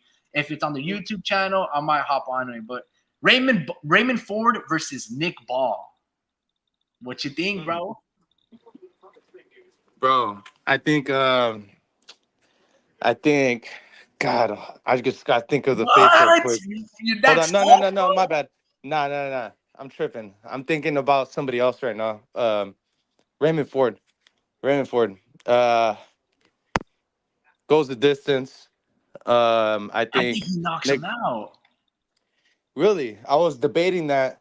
I need to see more fights out of Nick Ball. I only seen him fight once, so that's the reason why. Maybe I have not seen him get checked that great. Like as far as like you know his chin. I haven't seen his chin get touched too hard. Yeah, So I don't. Usually the short, stocky guys can take hits. Usually they're built lower, so their chin is tucked in lower, and they're harder to knock out. So that's what I was thinking. Raymond Ford is just gonna out touch him, and maybe he'll hurt him in the later rounds. But I feel like Nick Ball is like one of those durable little fucking hamsters, bro. Like he's gonna he's gonna make it through the distance and go through the punishment. Because I see what you're saying as far as Raymond Ford putting it down on him and really putting in some punishment on him. But I think Nick Ball, from what I've seen, he's really durable. As far as like his chin and all that. So I don't think Raymond Ford packing heat like that, bro. I don't think he's hitting that hard to like turn you off. But I think it's enough to pretty much keep Nick Ball at bay, and pretty much he's gonna come forward when he wants. But then I think Raymond Ford does have pop, and Nick Ball is just not the type to like play stupid and continue to come forward. I think he's gonna think, you know, and I think he will go the distance with Raymond Ford, but get outpointed. He will get outpointed. What you yeah. I think? think this fight's gonna remind me of Nick Ball versus Carl Frampton versus Jamel Herring. You know, Mm, Nick Ball is very short. And I think Raymond Ford and that last fight where he was getting beat and he was able to stop the undefeated fighter from Uzbekistan, that showed a lot that I needed to, because I was very skeptical. I won money on that fight, but I was very skeptical on Raymond Ford. I saw Eduardo Vasquez from Fort Worth, Texas beat him, and they gave it to Raymond Ford. And there was a lot of times where I just didn't believe in Raymond Ford. He looked flashy. He had the southpaw shoulder roll, and I was like, bro, you're interested in looking good rather than being a good fighter. Do you want to look pretty or do you want to win this fucking fight, right? And in that fight, he was getting pieced apart. There was a headbutt. He had a big ass cut in his forehead. He looked ugly and he dogged out this fight. And that's what I needed to see to finally just basically, I can trust you, Raymond Ford. When the going gets tough, like, you can fucking dog it out and find ways to win. You're willing to take a punch, to eat a punch, and to land a punch type of shit. And that's what I needed to see. Nick Ball, I think he's going to get pieced apart. The only thing is that Raymond Ford wants to move up in weight. So he might be a little too big for the weight class, but I think that even goes back to my statement of he can make that weight. He's disciplined enough. He's been training. And I don't think he's chinny like Ray Vargas. Ray Vargas is like 6'1", and if you clock that chin, that boy starts to go, spaghetti legs on us. So Amir Khan status, all flashy, fast hands, but boom, touch that chin. And Nick Ball was able to do that. I think if he tries to land those punches on Raymond Ford, it's just not going to happen. I think Raymond Ford pieces apart Nick Ball. I mean, Nick Ball is 5'2", bro. A lot of people want to say that he's the next Pitbull Cruz because he's short and stocky. But Pitbull Cruz, he's intelligent. And he rolls with punches. I've only seen, to be fair, I've only seen Nick Ball fight one time, and that was against Isaac Dogbe. mm. I didn't see the Ray Vargas fight. I've seen Así highlights hace of una. it, but that's not really for me where I can really assess a performance. But Yeah. I know with Raymond Ford's size, height, and now experience, everything favors towards everything favors towards Raymond Ford. Um, the next fight, this is the one that I'm most curious about. Hamza Shiraz versus Austin Ammo Williams, bro. Mm. Yeah, Shiraz. I seen him fight twice on the zone cards. He does get touched up a lot, and this is the one where I see a potential upset. But I also feel like I need to do more research on Amo Williams. Yeah. I keep hearing Amo Williams, um, his name, like on podcasts and him fighting what's it called, him having mutual like opponents from these some of these world champions, you You know. talk And about Hamill Williams? yeah, yeah, like he'll have some like common opponents Yeah. with some world champions, and I heard some good things about him. But I seen Hamza Shiraz Yeah. knock dudes out like cold, bro. Like, but they're also might be there to lay down type of shit. But Oh, okay. Hamza Shiraz has his big back, bro. Like he has a big back, so he like a triple G, bro. Yeah, he got this hunchback, bro. So that's how he's built. You know, those motherfuckers got strong hooks. You know, dudes with big backs and shit. So this dude, I'm looking at the odds. Um, Shiraz by knockout, but Emma Williams does have a solid chance to outbox him and go the distance. This is my upset alert right here, though. You know, You there's other think? fights. Okay, interesting. So you think that Austin Williams would be the upset right there? Like you think Yeah, he would get the yeah. honestly, I'm bro? either I'm Yeah, yeah, either staying away. I'm either staying away from that fight or betting the upset. yeah. Interesting. What do you Yeah, think? man. I'm gonna be honest with you. I've seen Austin Amo Williams a couple of times. Um, I've not been impressed with him. Not been No, impressed with him. No, I've never I've seen never seen him Shiraz fight. fight though. I've never seen him fight. But when I've seen Okay, Amo Williams, I've never been impressed with him. Now, to be fair, I think he was a okay, football player that found boxing late, so he's very yeah, athletic, right? And he looks, he looks the part, But in terms of punch placement and IQ, he's still learning, which is good to see. You know what I'm saying? But for all intents and purposes, when it comes down to like who's gonna win in fights and stuff like that, I don't know, bro. Like there's the same thing with Raymond Ford. I needed that Otabek fight to really believe in him because I was skeptical. Same thing with Amo Williams. Like you haven't really fought nobody. And like, but I do see that he's making improvements. And I'm like, mhm. okay, I can see where you're going with this. But I still see, again, I don't know much about Hamza Shiraz. I don't know what's his Olympic background or his amateur pedigree. I don't know his experience. I don't know nothing. I don't know nothing about these fights. So that fight I must completely stay away. But it is between two undefeated fighters, and that's going to be very interesting. On paper they basically have it a 50-50. But if you're saying that Hamza Shiraz, now I know you didn't say he's like a triple G like fighter, other than like he has a wide back. But That's it. yeah, but I don't know about his punch placement. I don't know how he goes about breaking down his opponents. Adi Medi goes, Hamza is a beast.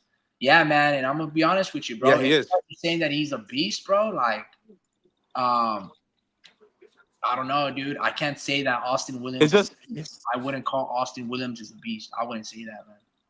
I don't think Amo Williams will have the doesn't have the pedigree, like really doesn't have the knowledge to continue after he gets touched up, because Hamza is gonna be there to get hit. It's just, is he willing to engage with Hamza, because this dude, he punches hard. He just punches hard. He is beatable. He is very beatable. He just has this knockout power that you gotta watch out for.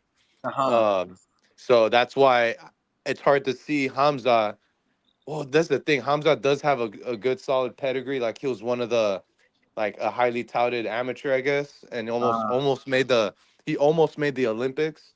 But I know more about Hamza than I do Amo, so I'm opposite from you, you know. So Amo, like you said, he's a football player, so I feel like when you do other sports and you're lifting up weights and shit, like it messes up your punch placement. Like you just focus on explosiveness.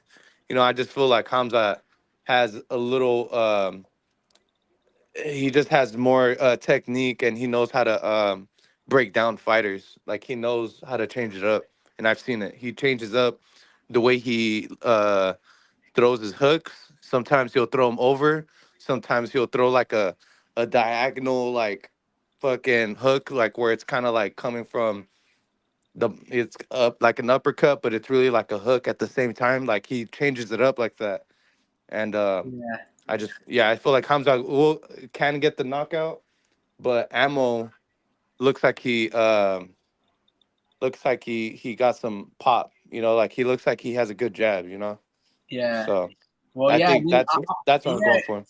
So I'm gonna say this, bro. I'm watching a little bit as you talk about Hamza, and I watch a little bit of these fights with Leon Wilson, at Leon Williams. Oh Bro, yeah, this yeah, dude throws punches fucking funny, bro. You ever play the yeah, Rock'em Sock'em toys where it's like red and blue? yeah. Dude, like he's just throwing like that shit looks He funny gets how he touched. throws punches, bro. Look, I He don't know gets too much touched. about Hamza, but it's very interesting, man. Like it looks like he's got pop. He's got extremely long arms. Again, I'm not a whole believer in Amo Williams, but he's athletic. I don't really like Yeah, his IQ, so I can see Hamza having more of a pedigree, but he's very yeah. stiff. He's very stiff, Super and stiff. it's not very fluid. Where Yeah, at least Amo Williams, his punches look fluid, but that's what I'm saying. they're not heavy. You know, they're not loaded Beatable. shots. Yo, what's Hamza going is on? beatable, What happened, bro? but Hamza is beatable though. You can see it, They're right? both beatable. Yeah. Well, duh. No, Me no, no. too. There's some fighters that I'm gonna say like, nah, bro, that dude looks untouchable. That's Mhm. not Hamza and that's not Amo Williams, bro. Like they're both flawed, but I'm gonna say this, bro. I think if the going gets tough, I think Amo Williams might just dog him out. I don't Yeah, know. I don't know if Hamza can take a punch, bro. Like the way his frame is, he doesn't look like a big. I don't know whatever weight class they fight at, 154, 160. Amo Williams, like he's got like he's got weight on him, bro. He hydrates, yeah. you know. And if you see Hamza's opponents, they're not built like Ammo Williams. Yeah, Ammo's probably, I don't know, bro. I think you might I, be right on that upset. yeah, Hold on, because hold on. Ammo's built differently than his other opponents. You know. So yeah, it looks like Ammo has enough strength and enough pop to keep Hamza honest. All right. But he just better not get caught. That's the only thing I worry about because Ammo got knocked out, didn't he? I don't know, but I'm not a big believer in him, bro. I don't know. There's like, but Yeah, I I don't know think. that he's a hard worker, but because like I Oh said, no, he's he's undefeated. from a football background, but That yeah, should I be a don't good know. fight. That's very interesting, bro. I don't even know who. Like, maybe this is the fight that we turn believers, but I don't know. I'm gonna probably stay away from that one. That's a scary looking fight, bro. Yeah, me too. I'm They're staying very away or betting. uncoordinated. One has the athletic, structure, and the other guy has, the stiffness of Yeah. I don't know, bro. They both look like wannabes to me, if that makes any sense. Yeah. Like, don't get me wrong, they might be hella good, bro, but like I just don't see it, bro. Like I'm just like, I don't know, man. You want to say, hey, you want to say you were better. yeah, dude. Yo, dude, I look better than this. What the hell is? I don't know, dude. Like when I was watching that Shiraz fight versus Leon Wilson, I thought I was being trolled. But then Leon Wilson gets chin checked, and the dude is like, "Oh my god, bro! I just got hit by Triple G." And I'm like, "Bro, that guy Hamza Shiraz does not look like he hits fucking hard like Triple G. So every little punch that he touches you is rocking your body from left to right and having you fumble and stumble on the other rope." Like when you said like he has fighters that he fights and it looks like they're pegged to like flop. That's what it looks like, bro. Yeah, I know. Look, Yeah. I struggle to remember Saram Ali putting Miguel Cotto on skates. He had Cotto like he almost looked like Cotto was gonna take a knee. Yeah. And I was like, I know Saram Ali does not punch that hard, right? And Yeah, then Jesse yeah. Vargas goes out there and knocks him the fuck out. I'm like, bro, this is the same dude that's beating up Miguel Cotto. And then I realized Miguel Cotto was trying to do his promotional game and they're trying to build up trouble with Golden Boy, and then Saram Ali was with Golden Boy. I was like, oh, okay, this is one of those fights where it's the old guy passing the torch to the new guy, and then exactly. Saram Ali gets pieced apart by all these dudes to make Jaime Munguia champion. You know what I mean? So I'm like, Yeah, come on, bro, this Saram Ali, this so good, that's beating up this legend in Koto. Like, it looks fucking phony to me. Again, I might be wrong, but you don't want to believe it. Like, you don't want to believe it. You're like, no, I refuse to believe that you genuinely beat my guy Miguel Cotto. Like, what the crazy, fuck, bro? That's crazy. You almost want to pay for information and be like, just tell me that you flopped. Just tell me you flopped, Miguel, because I know you're greater than that. Like, I can believe, like, when Tim Tszyu fought Carlos Ocampo, that Tim Tszyu, like, could knock his ass out in 1 or 2 rounds. Like, I told my brother, bro, he's gonna knock him out in 2 rounds. You're like, the guy that, or 1 round, he goes, the guy that went like the distance and life and death with Sebastian Fundora. I'm like, bro, it's different, bro. It's different. It's different. I'm gonna piece this dude apart, and I could have won $5,000 that night. For the first round knockout. And my brother was like, nah, bro, this is gonna be a good, Tim Tszyu, Mexican showdown. And I was like, nah, bro, Carlos Ocampo ain't that dude. I know because Errol Spence dropped him, and he could have got up, and he didn't, bro. Exactly. And that was Errol Spence's biggest punch to the body. And see, that's what. So I was I don't know, bro. Like that, look, Adi Mehdi, he's putting on his cave for Hamza Shiraz. He's saying he's a beast from 2009 to present time. He's KO'd all of his opponents. He's got a 13 KO streak. But I'm saying is this, bro. In order for you to really have those accolades like that, you got to do what Triple G is doing. And I can believe it if it's Triple G or like a guy like Israel Madrimov, that you see their punch selection and it's breaking down people. But I don't think Hamza is this one-hitter quitter. Like, he's making these dudes fumble and across the ring like he's David Benavidez. Like, come on, bro. David, because that dude's like 6'4", 249 pounds and growing. Hamza, bro, he's built like a twig, bro. Like, he don't got big shoulders like Felix Tito Trinidad. Like, where's this power coming from? You know what I mean? Yeah, and see, and what you were talking about earlier, that's what the bookies see. The bookies see all that shit, and they're like, oh, the guy that went the distance with this guy. And it's like, nah, bro. You're not seeing who the promoter is, who the matchmaker is. That has everything to do with everything, bro. Like, if you don't know what a flop looks like, then it's like, dude, you're about to get educated, because this guy that he's about to fight is a real fucking fighter, and he's here to win. He's not getting paid to lay down. This is, Hamza looks like he did get, a couple of favors, and the way they build those UK fighters, they're really trying to say like, oh, this is like the next guy up, and then they put him against a real fucking fighter, and then they're like, shit, they don't look how they did. Like, like that one dude, Baltajan, I forget his name. He fought a couple weeks ago. Really similar to Hamza though, and he just lost on a Thursday night. I think like 2 weeks ago. But yeah, dude, you see dudes like that, and they look at the record books and they're like, yeah, this guy is fucking tearing it up right now, not knowing that this dude just, like was a fucking twig, or the way he's built, and that's when you got to look at the X's and O's like this fight. And Hamza is very beatable, bro. Should be a great fight. You should stay away or put money on the upset, Yeah. Like, no, it's very that's my suggestion. Also, fucking Adi, bro. You're funny, bro. This dude. Now, so I'm watching Shiraz, right? As you're telling me these things, and I'm seeing Shiraz fight Mitrofanov, and whatchamacallit, I'm like, bro, this dude's knocking and putting Mitromov in the first round. I think he's dropped him like 3 times, and it's like been with jabs. And I'm like, bro, that only happens with guys like Artur Beterbiev when he's fighting, it's that black kid with the cornrows. Not Lyndon Arthur.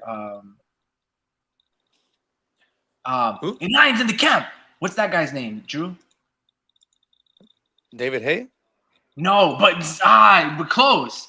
Artur Beterbiev versus Lies in the Camp. Anthony Yard. Oh, okay. Anthony Yard is good. I think he gets knocked down in the 7th or the 10th round. It's really good, competitive, but Anthony Yard looks like he's getting broken down and wore down, and then he gets knocked out by a jab. I don't know if it was against Artur Beterbiev or if that was against when he fought Sergey Kovalev. But that's what it looks like when you get knocked down by a jab, especially when you're like all wobbly. Like Shiraz versus that guy Mitrofanov, bro, that happened in the first round. I'm like, come on, bro. Like, like you were saying, this looks like proper matchmaking. And it's like, here, bro. You ever seen that one scene from Pulp Fiction with Bruce Willis? He's basically getting paid by Marcellus Wallace to take a dive. Mm-hmm. Like, hey, your ass down in the fifth. Here's 10K. Bro, that's what this shit looks like, bro. Yeah. You know what I mean? I'm just come on, bro. On behalf of the Muslim community, if Hamza Shiraz loses, I will eat bacon. Yeah, because Hamza out of here, dude. This fucking guy.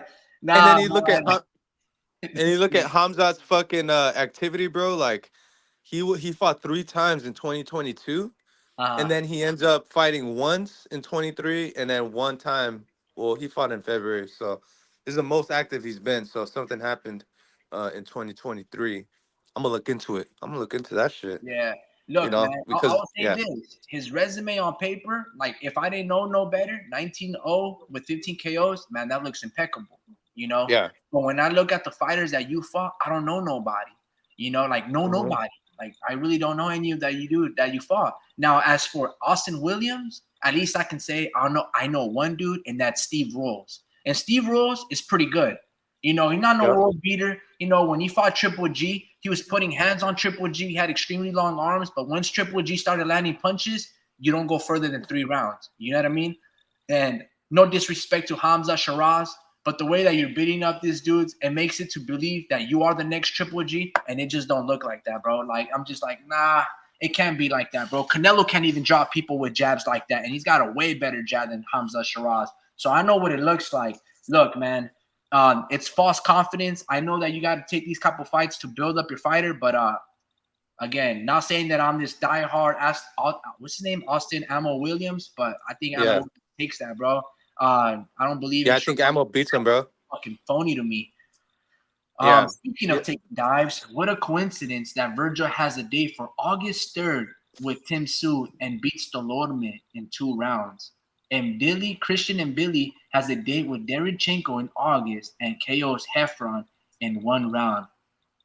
Absolutely, that's a great way to align the stars, Adi. Look, bro.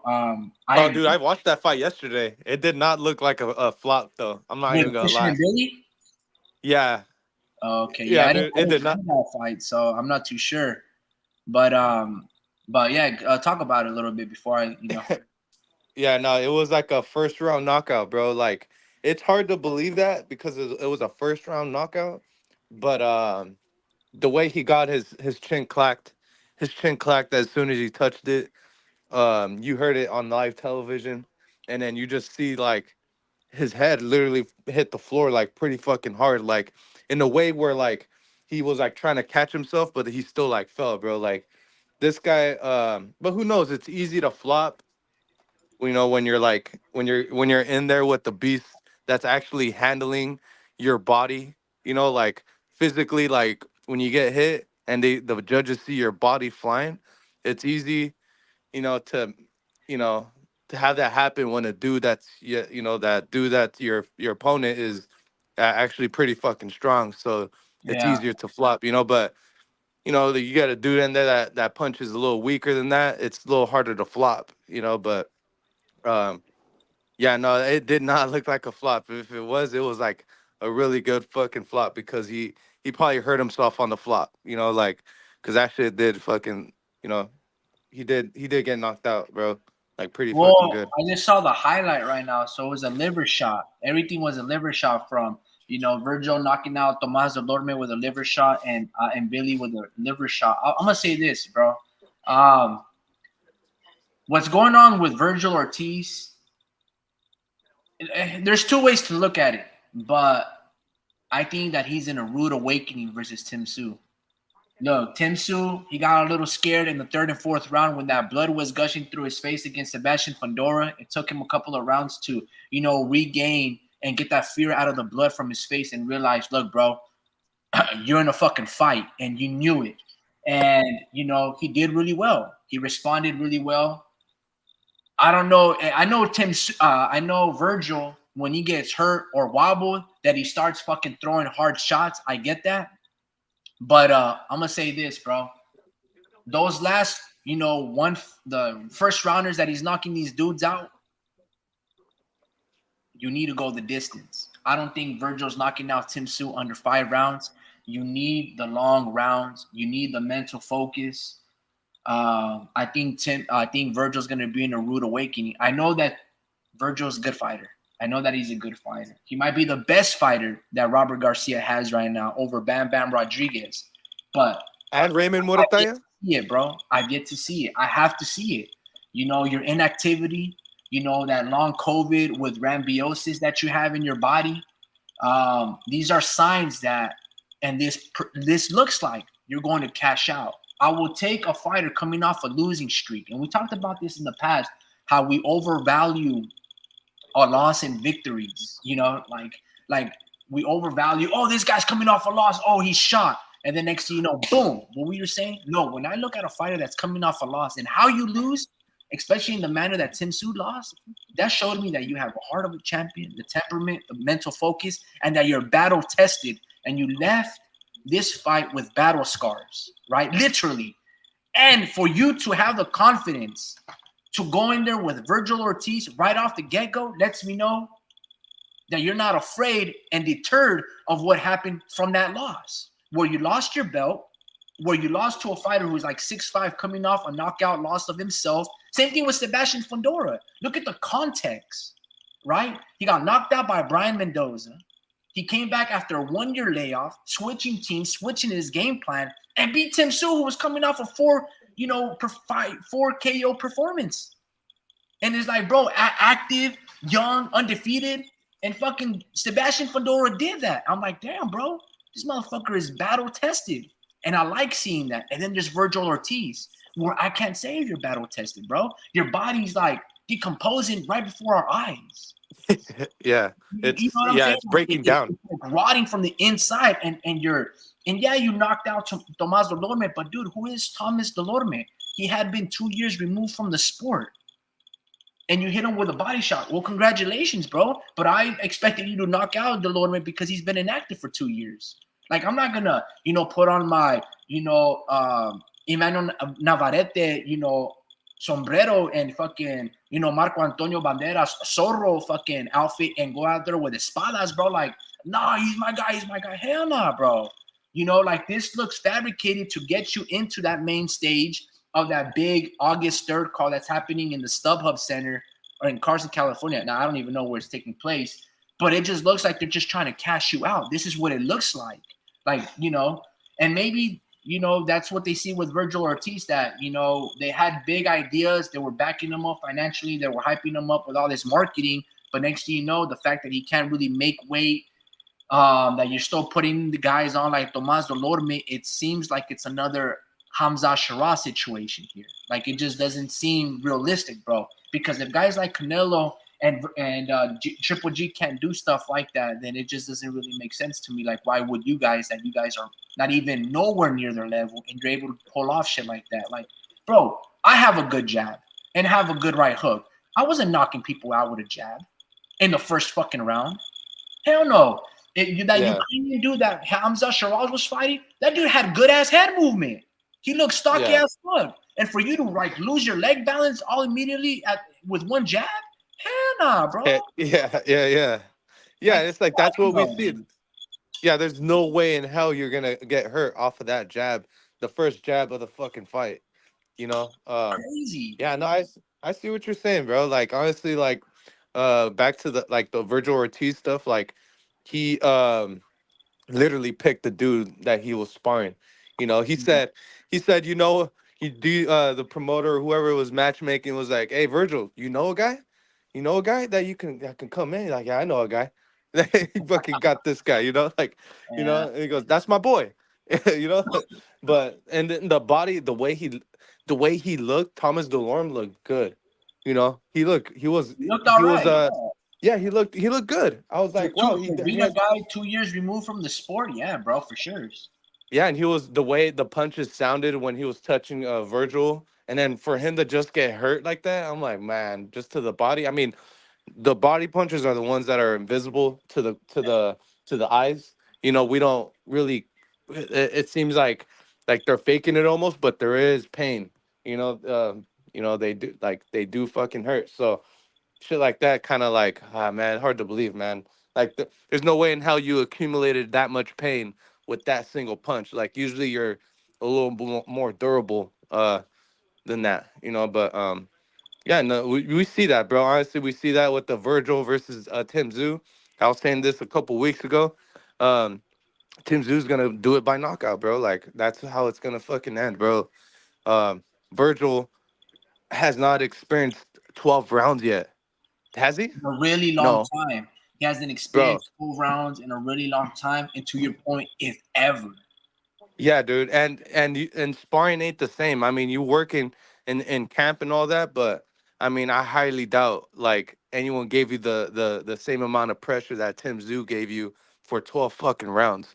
Like, I don't even think his body is able to handle 12 rounds yet of just full effort, bro. Cause like there's some rounds that I've given full effort and I'm like, fuck, man, I should have balanced out my energy. Like I should have paced myself a little better, you know, Yeah. like he's gonna need to ignore the whole pacing myself thing just to win a fucking round.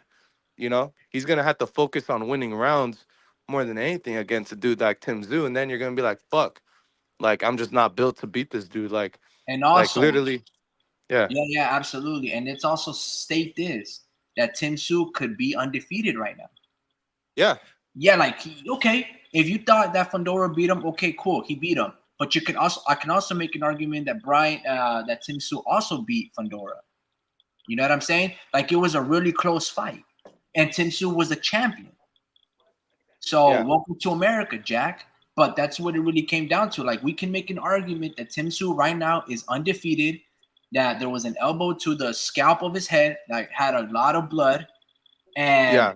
obviously that deterred him. Probably made him woozy. Probably made him a little weaker as the fight progressed, and he still went the distance. I And don't I don't know if get Virgil can do that, bro. You know, to and your I point, like you stated, he's never gone 12 rounds. uh-uh. I don't Yeah, no, know. he's never gone 12 rounds, bro. And honestly, I hate the direction that these two guys went, Fondora and Tim Zoo. Like literally they made the worst moves, you know? Like they literally like just did something that we didn't ask for. And then they're both What do you like mean? they should have literally Fundora should have been rematching fucking Tim Zoo the way I see it in my eyes, you know? And they should have rematched each other and then they should have had fucking Errol Spence and Virgil Ortiz go at it at San Antonio. And it's like, dude, like you guys just mixing everything up. Like those guys literally deserve like to fight each other. That's like a perfect last they both those and they're both talking about somewhat of a retirement. You know, they're both like, hey, might be the last time you might see me as far as Errol Spence and then Virgil, Oh yeah, yeah, you yeah. know, looking like a cash out, you know, That's like he's looking that's for a a very cash good out. point. That's a very good point. And they're going different directions. They're both heading towards dead end streets. And the other guys, Tim Zoo and Fundura, are looking for the freeway to go up north. You know, like they're, you know what I'm saying? Like they're both heading. Like it just doesn't make sense, bro. I hate the direction that they went towards. You know. Yeah, no, man, So I would agree, bro. I would say that at least for Arrow and Virgil, I felt to your point that they should have been fighting one another, bro. You know, just reestablish your fan base. You know, fight a fighter that there haven't really been. Neither of the two have really officially fought at 154 pounds.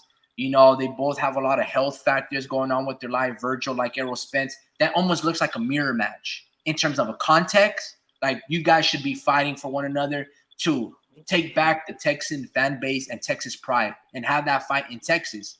Like Texas strong. Everything makes sense for that. Right? And to your point, yeah, Fondora should have probably rematched Tim Su or try to unify belts with, Israel Madrimov or go with Terrence Bud Crawford. Like, what do you? It's strange. Bro. It's very strange. I don't like the fight that Fondora's fighting next with Errol Spence. It makes no fucking sense. From any context, bro. Like Spence is coming off a fucking devastating fight, right? Where he did not look good at all. And the way I look at it is Fondora should piece him apart, should knock him out, should test Errol Spence's heart, his chin, his eye socket, his teeth, if everything is intact. I'm going out there with the full confidence that I'm going to blitz this dude out in less than 5 rounds and just give him flashbacks of what Bud Crawford did from the southpaw stance. That's what I'm doing if I'm Fondora. Now, if Errol Spence, is much more full-fledged as a 154 pounder and strong, then I'll be like, all right, let me go back to this long stick and jab and just boom, boom, boom, kind of like I did Tim Tszyu, right? And just piece this dude apart, with a lot, like a million paper cuts before, he flushes out. Then that's like what I got to do. But honestly, this is a cherry pick for Sebastian Fondora. He should piece them apart, bro. Based on what I saw in his last performance, Errol Spence looked shot.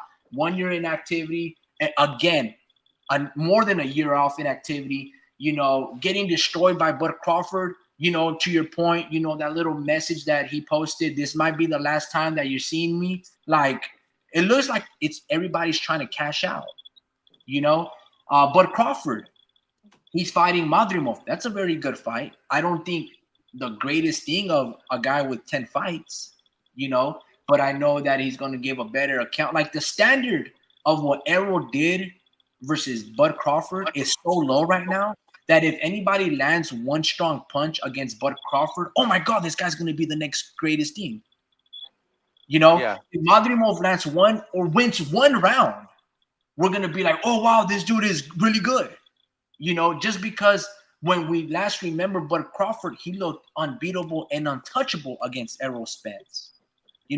That's how bad Errol Spence looked like, bro. That's how like uncompetitive that bout was. It was bad. And I thought Spence was Yeah. gonna beat this man.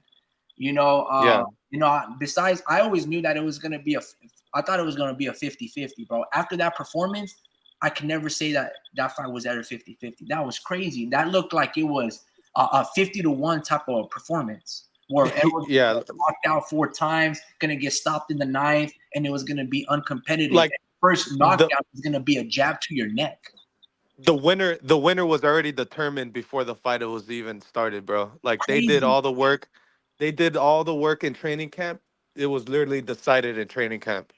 You know, we got one dude that was committed. You got one dude that was committed but didn't make the right moves, and it affected his performance. It's obvious, bro, that this car crash fucked him up, man. Like like you just can't do that to your body, man. And going off from Madrimov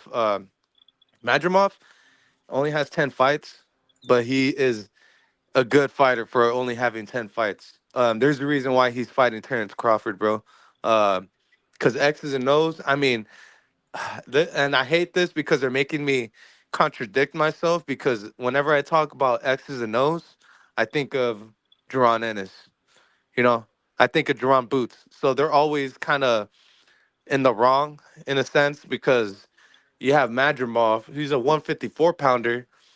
He's probably I like honestly this is a like they do some people really do give him a chance just because of his size and the pedigree he comes with. Like he he's not like what's his name, that last dude, Cavalasquez. Like he's not like a Cavalasquez level, bro. Like he's Velasquez. actually, yeah, he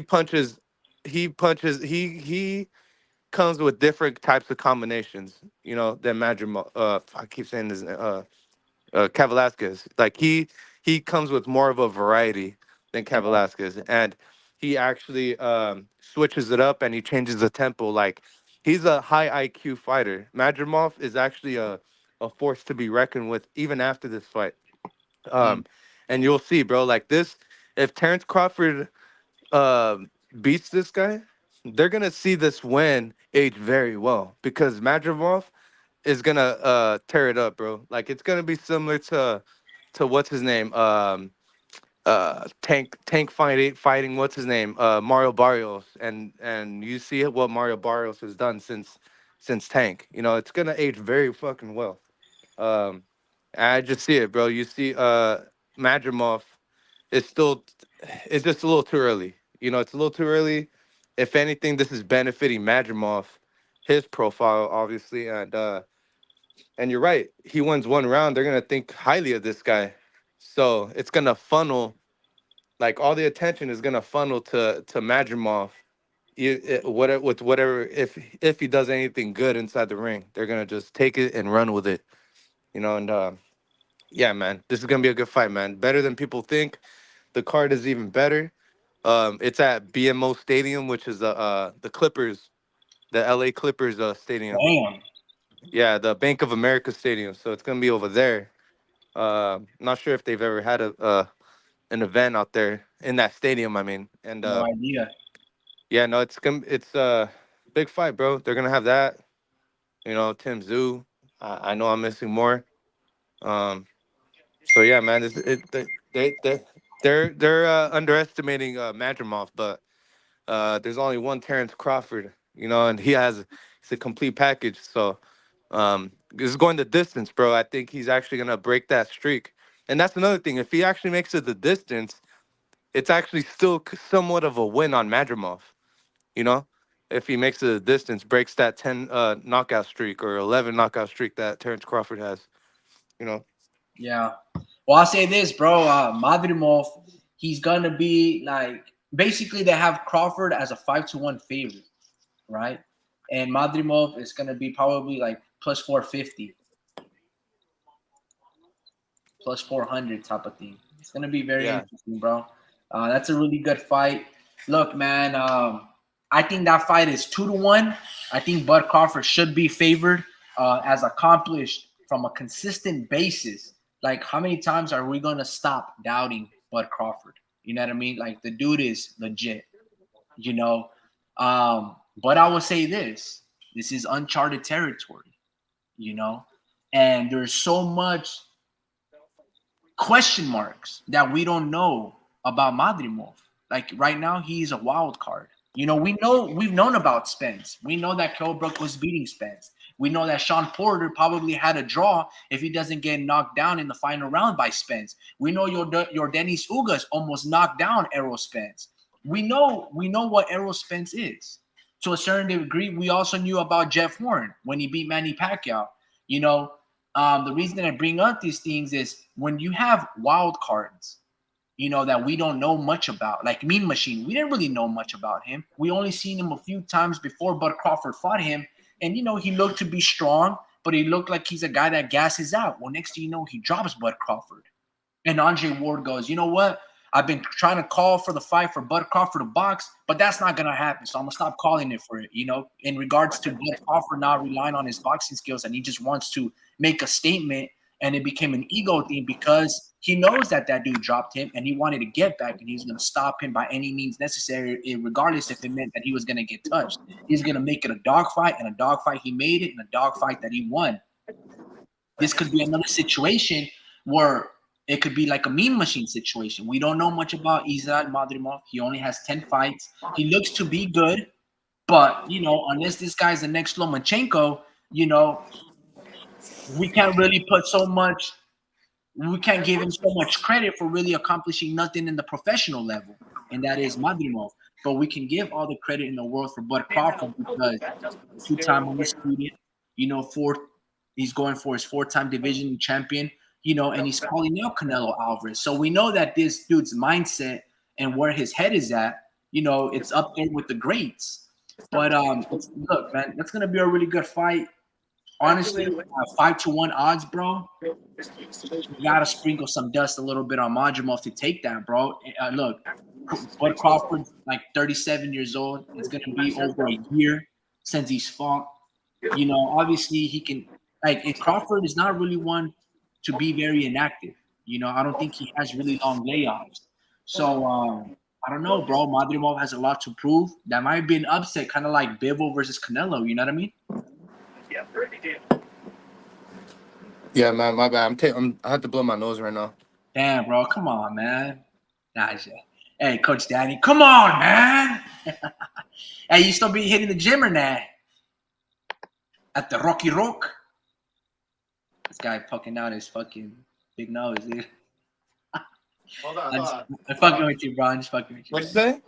Nah, you still be hitting the gym with Coach Dan or nah? Try it. It's just a bit busy at my work, so Yeah. I've been getting home like at 5 or 6, so it's fucking been hard. Like, I still got to eat by the time I get home, and I'm not gonna eat an hour prior to the workout that I'm about to put myself through. Yeah, for So sure. just Man. the timing. Like I need the classes to start like at 9. That way I had more time to like eat, get my work done. But so they're pretty much closing down around that time. So yeah, man, it's been a little tough. Work, but I know it's my birthday's coming up, so I'm uh trying to lose some weight prior to it. But yeah, we'll see what's up. Sure. So what is your grand escape, man? What you got planned? I don't know. I was thinking about just keeping it not too simple because I keep keeping it simple, and it is my 30th. So something where we can all do. Like I know some of my family wants to plan something. They're like they're like they want me to say what I want to do. That way they can do it, or like that way they can plan for it and all that. So um, yeah, maybe I can do something here. Maybe a little party here, and then go out at night. Maybe yeah, I'm thinking about doing something like that. You know, doing something For here. sure. That way you guys can come through here. You know, show a little bit. Sounds good, bro. When how's homie Mikey doing, bro? Good, man. Yeah, good. He's not an alcoholic anymore.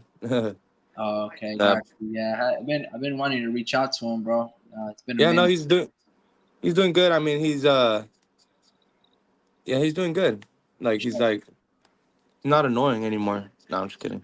But Damn. Nah, no, I'm for just sure, kidding. man. Yeah, I was gonna ask.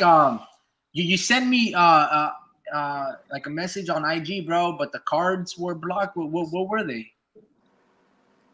They were eBay cards. Oh, eBay. I resent them to you. okay. Well, thing is, bro, I'm having a little bit of problems with IG, bro. Like when I download the app on my phone, it basically it almost seems like I'm blocked.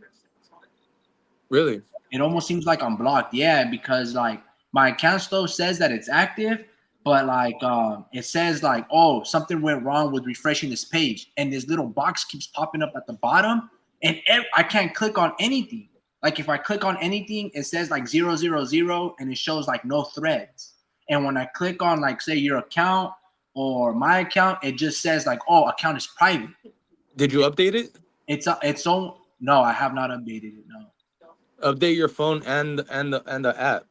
Oh, okay, got you. Yeah, because I'm just like, what the fuck? So when I responded to you, it's because logged on into the computer. So I'm like, huh? But then you might be right about the updates. I haven't updated it, bro. It's like so annoying though, bro. Like, Yeah, yeah, and yeah. it's because what happened. Like one of the things, like I'm on their shit list is like 2 years ago, my friend sent me a picture. Yeah, 2 years Damn. ago. Yeah, bro. My friend sent me a picture about this beautiful Glock. I think it was like a Glock 19, and he had it pimped out, and I posted it like on the timeline. And I guess you're not supposed to add any like, weapons or whatever's on IG. Nah. So they took it down, and they just basically, I thought it was a warning. I didn't think it was a strike or anything, but whatever it is that they did, they still show it to me in regards to whatever it is that I'm doing that it's looks like spam or restrictive. And then that was the first time. And then the second time, I was talking about football to some, no, just like in a football chat, like just comments on IG. And this dude, because it's a profile of me and my girl, and this dude says some crazy ass shit, about my profile picture, in regards to my girl. And I was like, the fuck, like, bro, that's fucking wild. And I end up calling him the F word, you know? I say something, but Instagram kind of strikes me on that. Yeah. If you don't know the context or who I'm responding to, it makes it seem like I'm a fucking asshole. But when it comes down to like, if you saw how he came at me, like the conversation even wasn't with that dude. You know what I mean? And then if you just look at the context, you're just like, oh, he's just responding. But Instagram don't look at like that. But I use a very offensive word, and I tell this dude that, you know what I mean? And then every single time that I put a comment on somebody's post, it don't mean if it's harsh or anything, or just like if I'm just sending a regular message, it'll basically restrict me, and they'll be like, oh, the reason why we restricted this comment, I don't know, long story short, bro, some BS, but Instagram looks like it's like trying to restrict my account, and I don't even be on the account like that, bro. Yeah. So I'm just like, what Yeah, the that's fuck? crazy. But it might be because it's a failure for me to update. I don't know, bro, but it's Nah, ridiculous, bro. yeah, like I think that it's like a strike, bro. Like yeah, you pretty much have a strike, and then you have to like get it cleared. You don't have to, but they're watching your shit, not like hella closely like that, but um, yeah, man, it just depends. Like usually, like it's just an update, you know. Yeah, Usually that's what it is. So get that shit cleared up, bro. You know, because yeah, I know I have to watch what I say, like on my account, uh sometimes I'll put too much like cussing words, and then yeah, somebody will have me either that or somebody reported you. You know, somebody can report you and then give you a hard time. When they report you, they visit like a court case, and they're like, let's see what this guy did, and then they come to a decision, and then yeah, like that's how it works. So maybe it's something that you said. Maybe you commented. Maybe you said Loma's not a fucking Hall of Famer. I'm just kidding. and maybe, dude, it could be something like that, bro. You just never know. But regardless, bro, it's just a little annoying. And like I said, I don't even be on Instagram like that, bro. I don't even post. I don't even do anything like that. So it's not like I care. But sometimes when you guys respond or leave messages, I'm like, fuck, dude. These guys probably think I'm ignoring them. But Yeah. but regardless, dude. Yeah, no, man, that'll be pretty cool for your 30th birthday, bro. I say you should hit up some beaches and some waves, and hit And you that. love the beach. Man, hell yeah, that shit would be pretty cool. But nah, man, yeah, dude, it's coming up pretty soon. What number? What date? uh, July 21st. So Okay, yeah, yeah, that's good shit yeah. right I there, think dude. that's on a I think that lands on a that's a Sunday, but we do it on a Saturday. Shit, on the 20th. Yeah, You I know. feel it, bro. So Yeah, we'll see nah, what's man, up. that's cool, dude. Hell yeah. I'm gonna think of something by like next week or the week after, because it's already gonna be June. So yeah, we'll see what's up, man. Yes, sir. Yes, sir. Look, bro, one more thing just to wrap this all up. As of right now, coming into the halfway point of the year, how has boxing been to you, bro? Like how, like not just from a betting perspective, just as a fan enjoyment. Like, do you like how the year has panned out so far? Like with all of these fights, like if we compare it, because 2023 for me in boxing, it was one of the greatest years that I've ever seen. We got fights like Ryan versus Tank, Devin versus Lomachenko, Benavidez versus Andrade and Caleb Plant. We had Canelo fights that were very entertaining. Not the greatest thing because he fought like Jermell Charlo and oh boy. Then you had Jaime Munguia versus Sergey Derenchenko. You had a lot of amazing fights that happened in 2023. Luis Neri versus Zah. You had Naoya Inoue, Marlon Tapales, Naoya Inoue versus the list goes on. Stephen Fortson. It was just great, bro. Like for me, 2023, like I can't stress enough how impactful Errol Spence versus Bud Crawford. Like it was legendary shit, bro. Yeah, no, it changed the game. How have you seen the sport of boxing going? Like, are you is it following it up good from 2024 to 2023 to 2024, or you I know, feel like I feel like it's on the uptick, bro. Like I feel like more and more people are starting to look into like boxing. I know um you've had like celebrities and all these big names look have always been into boxing, but I feel like they were really into like actually like the game, like these fights like since Mayweather, like they were more focused on Mayweather, and I feel like all this bad publicity on Ryan. Ryan has put a lot of eyes on boxing.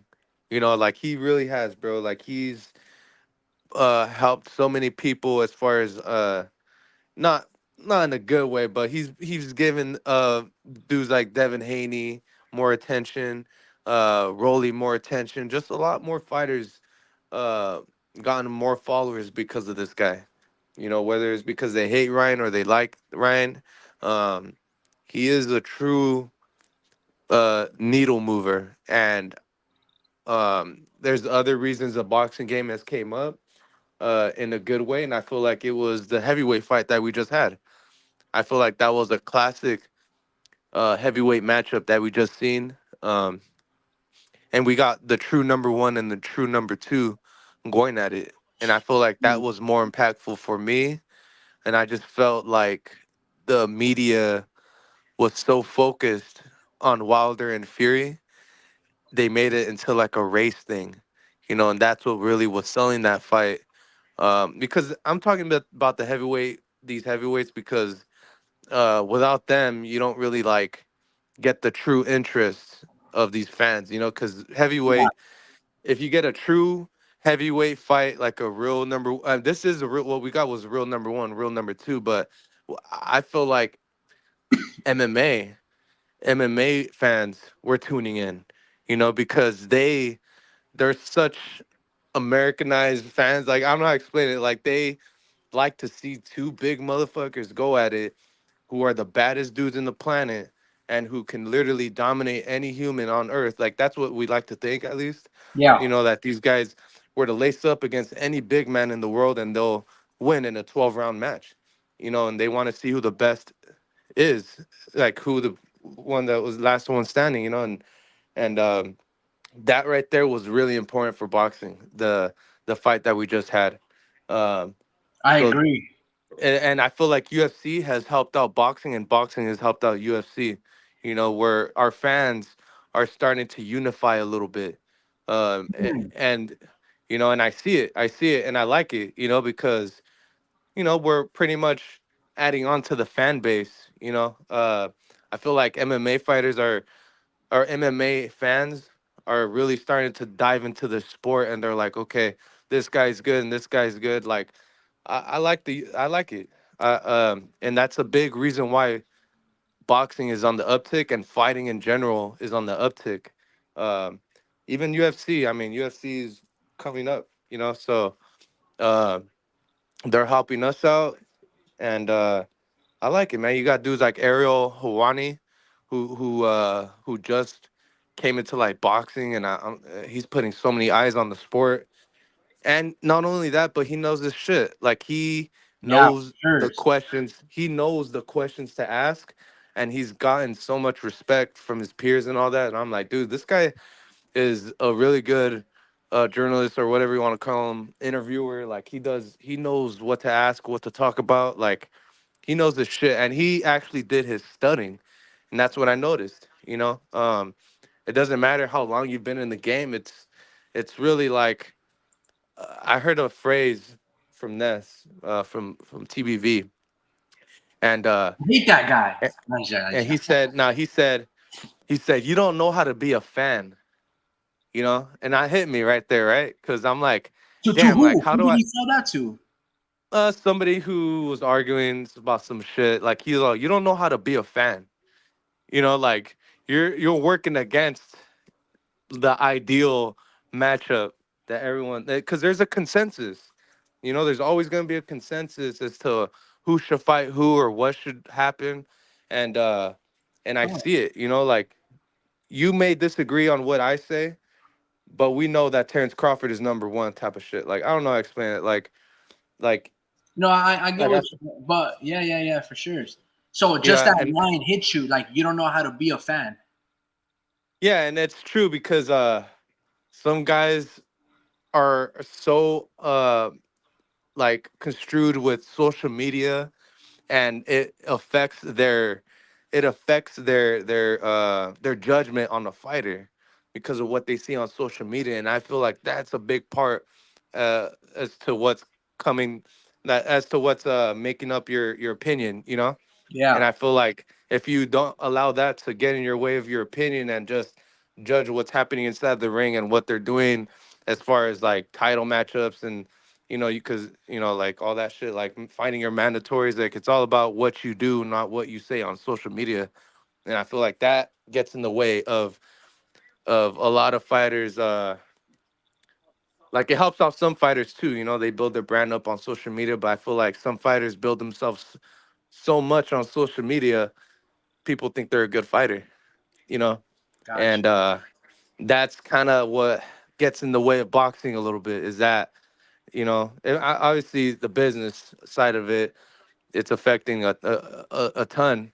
But I feel like if you separate that, and if we separate that as a whole, we Yeah. can actually get the right fights happening. You know, Interesting. Yeah, no. not like, you know what I'm saying? Like, not everyone's gonna have their opinion. Is what sucks.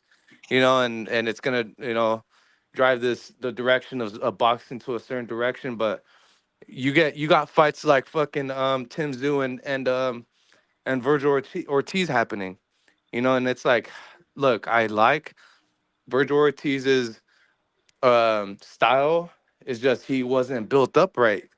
Like his body would just, well, he just wasn't blessed to with these weight cuts. It's just more of a luck thing. Like he probably has done the most to take care of his body, but you just do what's right for boxing. You don't do people favors like this and give Virgil Ortiz the toughest fight of his whole career and a potential knockout because of their names. Virgil, Tim Tszyu should be rematching Fundora, and then you should get Spence fighting Virgil.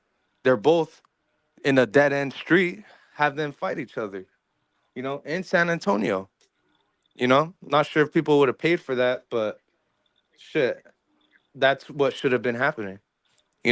Shit. So I feel like people's ability to sell tickets has gone the way as well, and I feel like we should uh stay away from that. Like people trying to make money out here, but I say there should be like a governing body saying, nah, you're tripping. You don't deserve that. This isn't right for boxing, you know? So if we get like, yeah, so that's what I was saying, like people's opinion on ticket sales and all this, like, and their social media pool gets in the way, and I feel like there needs to be a divide. You need to separate that and consider that fucking misfits boxing if you want to make it happen so bad, you know? Um, Interesting. so yeah, that's what I think, man. That's what I think. Yeah, no, that's a very interesting quote right there that you said. That drove you to talk about this little soliloquy that you went on about, like, oh, you're not a real fan, because I'm gonna be honest with you, bro. I remember when we were in high school, bro, and during lunchtime, you and me and a couple other guys, we can talk for an hour during lunch nonstop about American football. Who I know. won what, We what are, still can. now, we still can, but the passion, bro, when we were in high school, that's all it mattered. Yeah. You know what I'm saying? Like we would talk about it, like we were obsessed with the sport. Not be, and as an adult, obviously your responsibilities change a little bit and your interests as well, and just it's just a process of growing up. But now we only get that same joyness, I say, right? If we win it with money and bets. You know what I'm Yeah. saying? Like before then, it was just the purity. It was like, yeah, let's go, dude. If your team won that week, your whole week felt good. And if your team lost on Sunday, you would be like a downer going like Monday, like, here we go, bro. Boys are gonna talk shit. We're gonna have all these excuses, like what the team needs to do. And it's just like you're not hearing, it feels like your voice don't count. But then as an adult, like you don't even care so much, bro.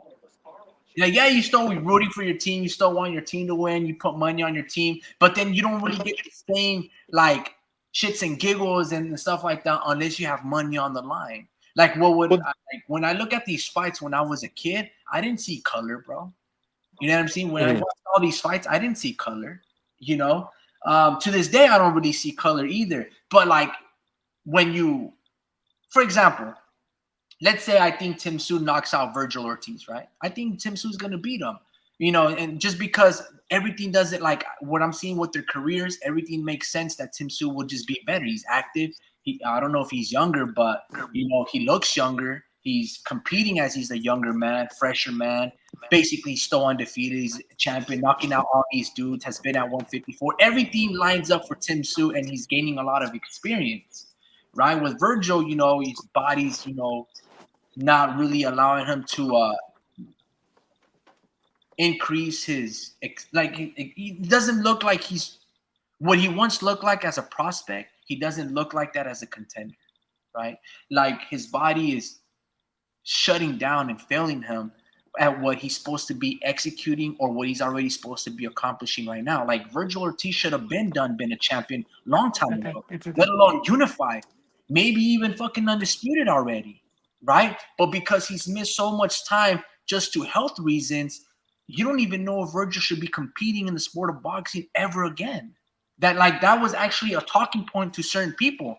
So when I look back at me being a fan, I'm like, damn, bro, like, is being a fan as an adult now when I was a kid, when I was starstruck and like, wow, bro, like, how do these dudes fight like that? Like, don't those punches fucking hurt? And everyone's loud and screaming, and you know, there's beers and hamburgers, like, money and quinelas are being passed around, and you're just so happy, like, what the fuck? And as an adult, it's almost like if we've been corrupted and perverted. Like we don't see the purity and innocence of the sport anymore, of what it is. Like, damn, bro, applaud these men efforts. No, nowadays it's like you go into social media or whatever it is, maybe on YouTube, and the thing that you see is all these like 50% hatred comments, excuses. Oh, Mexicans are superior, more champions to blacks. Oh, look, the black genes are just superior to the browns. And it's just like, bro, why the fuck are we so like, when the fuck did we come between being just a fan and just enjoying life and these moments in history, and then it's just like corrupted? You get what I'm saying? That it feels like when it comes down to really being a fan, maybe it's just an adult thing, but like we suck at being adults. You get what I'm saying? We really suck at being adults. That I don't know if it's just reality, but that little child or childhood like wonder to really be appreciative of the new in terms of our imaginations, and just like we think we know it all, right? We can never be wrong anymore. You know, when there was a kid, you're always wrong, and you didn't care about being wrong other than you didn't fail the test. Like you were just, I'm learning. And as an adult, like the pressures of being right of all the time, and it's just like, damn, bro, why can't we just live life in wonder all over again? Like, where did it become so like, oh, I gotta win this bet. Oh, okay, I got the Tim Tszyu wrong. I told you guys fucking Virgil was the best. And just like, well, thank you for proving me wrong. Like, I didn't see it before. Like, beating Tomás Delorme doesn't make sense to me. That doesn't get my juices going where like, oh, this dude can conquer the world. You know what I'm saying? Like it's very, it almost sucks to be an adult. And it's not that I don't like the liberties or the freedom. It's just the wonder and the nonsense that comes of being an adult in terms of appreciating what adult things supposed to be. Like when I was a kid, right? I was like, man, what does it feel like to drive a car? You know? And you know, like, man, like you're driving 80 miles per hour, you're making these turns. It felt like a video game. Every time that I'm driving, but it still feels like a video game, bro. I'm like, holy shit, just the mechanism of this engine and this torque and like how gasoline was made, and like it's crazy to me, bro. Like I like, even though I know how to work on cars and stuff like that, it's like shocking to me, like how this thing like moves this fucking 2,000 pound, 4,000 pound object and hauls ass, and it's like time travel that I can leave from Monterey and Salinas to fucking San Francisco. I'm like, what the fuck? You know, the Golden Gate Bridge is like one of the wonders of the world, or whatever the case may be. And people from Japan like fly over here just to see this, like when we have it in our backyard. Or like, I remember like I never had a football jersey, right?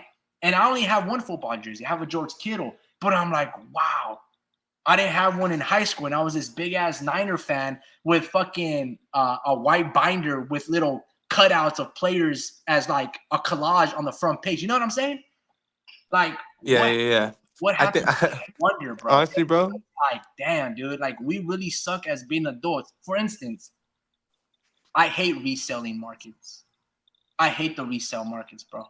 I really do. If it comes down to cards, if it comes down to yeah, bro, I'm 30 years old, bro. I just turned 30. No, But when Adi, it comes down Adi. to the reselling of shoes, the reselling of fucking tickets, when we were kids, we hated things that are so expensive. We hated when the corporations would fucking sell us these things. And like, how the fuck is that X amount of dollars? And now as an adults, we're hustling our own people the same way the corporations would hustle us, bro. And now it's okay because at least we're getting the bread.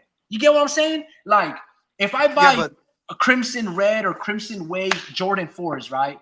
And I got them for $210. And I was one of the lucky ones that was early up in 7 o'clock in the morning on the sneakers app, and I was one of the few selected to buy the fucking shoe. And then I go to StockX and I can sell that shoe and flip it for 500, right?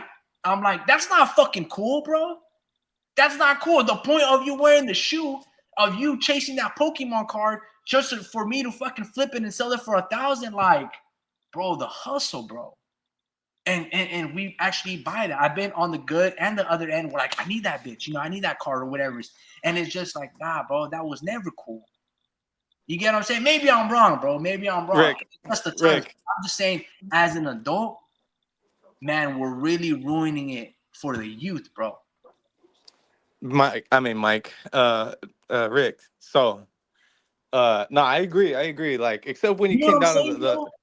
so this resale market that you're talking about, you're about to open up a whole can of worms. But I won't open that can of worms.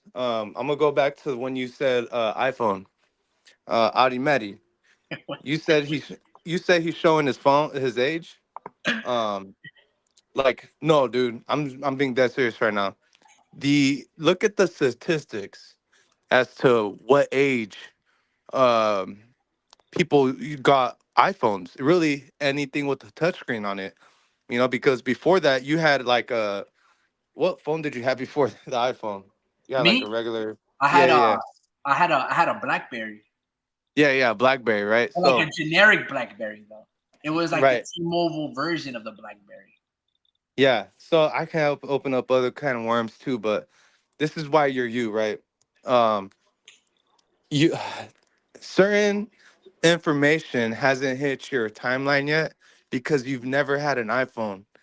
Really, the iPhone is like the new newspaper, Yeah, and no, I agree. Like, there's certain things I agree with, like the whole reseller shit. It is kind of stupid. That did come that reseller shit online really became existed like after like I don't know like the early 2000s when the dot-com boom happened and all that. So like it's been around and it's the way people time up the market and shit, and then we're like the ones that overthink it and say this is the same thing that you got except it's worth this much now, right? And people value like the scarcity of everything, and it's actually no, it's with cards it's been happening since fucking the Mickey Mantle card came out. There is yeah, a couple $1 million card that came out in the early 1920s. That's you know that's actually going up in value. It's called ROI or something like that, return of investment, and it's actually there's percentages in it that say like, hey, it's going up by this much every year. It's going up in value. And you ask yourself, how is that even possible? And it's because the total amount of cards that are out there that are graded at PSA 10, that are Mickey Mantles, that are getting graded every year. There's Mickey Mantles that are ungraded that are waiting to get graded. And that right there is affecting the price of the Mickey Mantle PSA 10. Like it's all about scarcity. There's unopened boxes that people have that have signed autographs in them that are waiting to get opened. Once that gets opened, the value of the Mickey Mantle um, may go down or may go up, depending on how well that card looks. If it's another potential PSA 10, you have two PSA 10s that are out there that are sharing that value. So that means the Mickey Mantle card will go down. Like that's how it works. Like it's all about scarcity. You know, um, I'm trying to get this. Yeah, we're gonna go into the cards now, but yeah, so Yeah, that's no. how So it is. like, not to deviate too far, but what I'm saying is, um, look, bro, like when we had limited technology, right? Like the PlayStation 1, that Apple computer that was so big, and we used to download stuff off LimeWire, like, and we had a MP3 player and things like that, right? CD player, like technology was moving so fast, and they probably had this tech already before it obviously it was released to us. They were doing a lot of trial and stuff, kind of like the artificial intelligence. They've been having that since like I don't know, probably the 80s type of shit, but they're been releasing it now 40 years because they think they have it in control. But basically what I'm saying is this, like that wonder, we're like, for instance, hold on, because we already talked about the wonder and but the purity of things, right? Like for instance, what made things valuable now to us, that feeling of vintageness, of being vintage, right? Like what makes Pokemon cool as an adult is, oh, it's reminiscent of these are the cards that I wish I had or I wish that I preserved when I was a kid, looking for Charizard, Venusaur, and Blastoise and shit like that, right? But what made the cards cool when we were kids wasn't that, oh my God, Charizard is worth $5 million or $5,000. Now, what made it cool was that the Pokemon cards were cool. What we were doing at that time was cool with those cards, not the value of that shit. This is what I'm trying to say. And now, as an adult, everything is about the value. What made cool the Jordan shoes cool? It's not that they were expensive. It's that Michael Jordan was a badass basketball player, and if I had those shoes, I could be like Mike, and I was gonna, dab it up with the, and I was gonna feel legit. You get what I'm saying? Yeah. I was gonna go cool with this basketball fucking fit. Like it was, I was gonna look fly, bro. Same thing with Pokemon cards, bro. Like the cards were dope because what we were doing, flipping and trading and playing with. That's what made it cool. And obviously the card designs and the, you were saying the rarity of them, they were really cool. They were hard to pull. And when you pull that shit, it was like, damn, bro, let's go. But now as an adult, everything is a money sign. Everything is a money sign. Oh, this card, oh, we preserve it, not because it looks cool, you're gonna travel with it. No, I'm gonna hold it for 50 years, never play with the fucking card, never show it to anybody, rarely show it because I don't want to get jacked. And maybe in turn in 30 years, I will never open up this box because it's gonna preserve itself, and there's only gonna be scarcity of one item in this world that's gonna be this pristine, and I'm gonna sell it for $5,000. That sounds fucking lame to me. And don't get me wrong, like for example, I have duplicate of stuff, right? I'll preserve one and then I'll play with the other, but I'm just kind of like, man, sell that shit. Even if it's like for $50 when I can get it for like 150, you know what I mean? Let somebody else have that. But then they won't probably you get what I'm saying? It's just like the purity of things as a fan of anything, whether it's sports, it's no longer the same. That wonder, it's like we know too much. And I think that's one of the things that I dislike about this, Well, kind of like what we are doing as young yeah, adults, what we're doing for the younger gen, bro. It's like, bro, when we were playing with Hot Wheels, we were ramming these cars together, boom, until they disassemble, and we're like, oh, this is the champion, and we're just banging these cards. You know what I'm saying? Boom, boom, boom, yeah. and that's what we were doing. Nowadays, bro, Hey, just like preserve them, never but unopen that's them. Crazy, bro. that. Like what? But that's why that's why we like there's very few people who like boxing and like cards like the way we do, bro. Like it's all about putting your ideas together. Like I think I have a I know that I have a true love for the game. Like I'm never gonna stop watching boxing. Like you know, and I feel like that's why we're hopefully no one hears our idea, but making uh like boxing cards, bro. Like that shit would be like more than it would mean more than money to me. Like it would just mean that I move the needle. I move the needle in the boxing game. You know, um, we all want to make changes in the boxing game, but some of us really do it. Nestor Gets from TVV. He's moving the needle. He's the biggest podcast. He's really like the first podcast that came out on YouTube. You know, one of the very first ones. Um, and he's a needle mover, and I bet you he values that more than the actual money he's getting from it. You know, yeah, and you see it. He loves what he does. It's all about loving what you do, uh, and having a true love for it. You know, and that's really what life's all about, man. I'm not trying to be a simp, but yeah. Hey, Larry, listen, that commented, bro. First time I've seen him in a while. Yo, what's going on, Larry? Yeah, it's been a while. Let me read a couple of these comments. The only one that would pay would be Warp Speed. I feel you on that. I remember back in high school when we talked for hours about tennis, like the greats Larry Fitzgerald, Rafael Nadal, and Roger Federer. Wait, Larry Larry Fitzgerald. Fitzgerald's a football player, bro. I know. Ah, this dude. But yeah, no, I feel you, man. When I was poor, I had an Android. I'm still poor, bro. The beauty of it is that they can all stream. Not gonna say that last word because it's our secrets, man. Because my homies tell me my bitch look like a Furby. Larry Liston goes, how does it make any possible sense for the WBO to threaten to strip Sebastian Fundora when Bud is already scheduled to fight Madrimov? How can they strip a champion and gift the titles to Bud? Let me highlight that for a minute. We'll talk about that. Yeah, that's it's unprecedented. I don't think that's ever happened in a while. What's Fundora supposed to do? Sit around and wait and fight nobody? And how is it, by the way, already drawn out conclusion that Bud is going to get the WBO titles? Isn't he supposed to beat Madrimov first? Kind of sounds like what the PBC was doing to Terence Crawford. Yeah, man. Look, very interesting, man. I would say this. The WBO Paco, I think his last name is Vascal, Paco Vascal. He loves Bud Crawford, right? And I'm sure that 3% siding with a champion of Bud Crawford, they've always done good business together. You know, the WBO to me has always belonged to top rank fighters and Frank Warren. Those two promotional companies have great relationship with the WBO. That being said, since Crawford is undisputed, I'm not too sure what the order of operations were.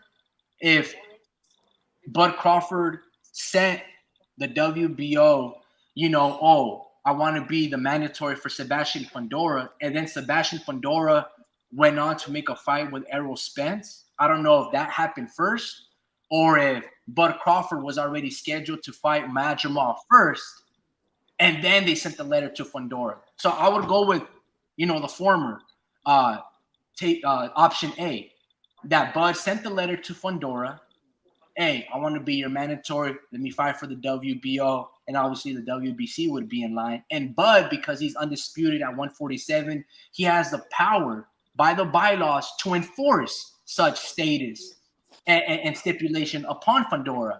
And I think Fundora, since he didn't play ball with the WBO and, PBC and Sam Lukowitz, they already had their plan to fight Errol Spence, which is why Errol Spence went in there looking like a linebacker. And, they took pictures that they were going to fight and get the fight on next. That's when the WBO imposed themselves and be like, nah, bro, you have to fight Bud Crawford. Bud Crawford beat Spence. He's undisputed. Spence has not worked up his ranking body and this sanctioning body with the WBO, let alone the WBC. He should not be a top 10 fighter, so there's no way you're getting a voluntary defense when Bud enforced his mandatory status. So that's what I think happened. So that's why the WBO imposed that sanction on Fundora to fight Bud Crawford. And that's why I don't know if they, are threatening to strip him or if they already did strip him and make Bud essentially an email champ. I don't know. I will say this. I'm not going to complain because Fundora versus Errol Spence, that's a joke of a fight. And what I mean by that is Spence just got his ass beat. He's been inactive over a year, and when that fight takes place, it will be a year and like 5 months. He does not deserve to fight Fundora for unification. Kind of like Fundora didn't deserve to fight Tim Tszyu in the first place, but Keith Thurman pulled out, right? And regardless, Fundora ended up beating Tim Tszyu, whether, it was proper or not.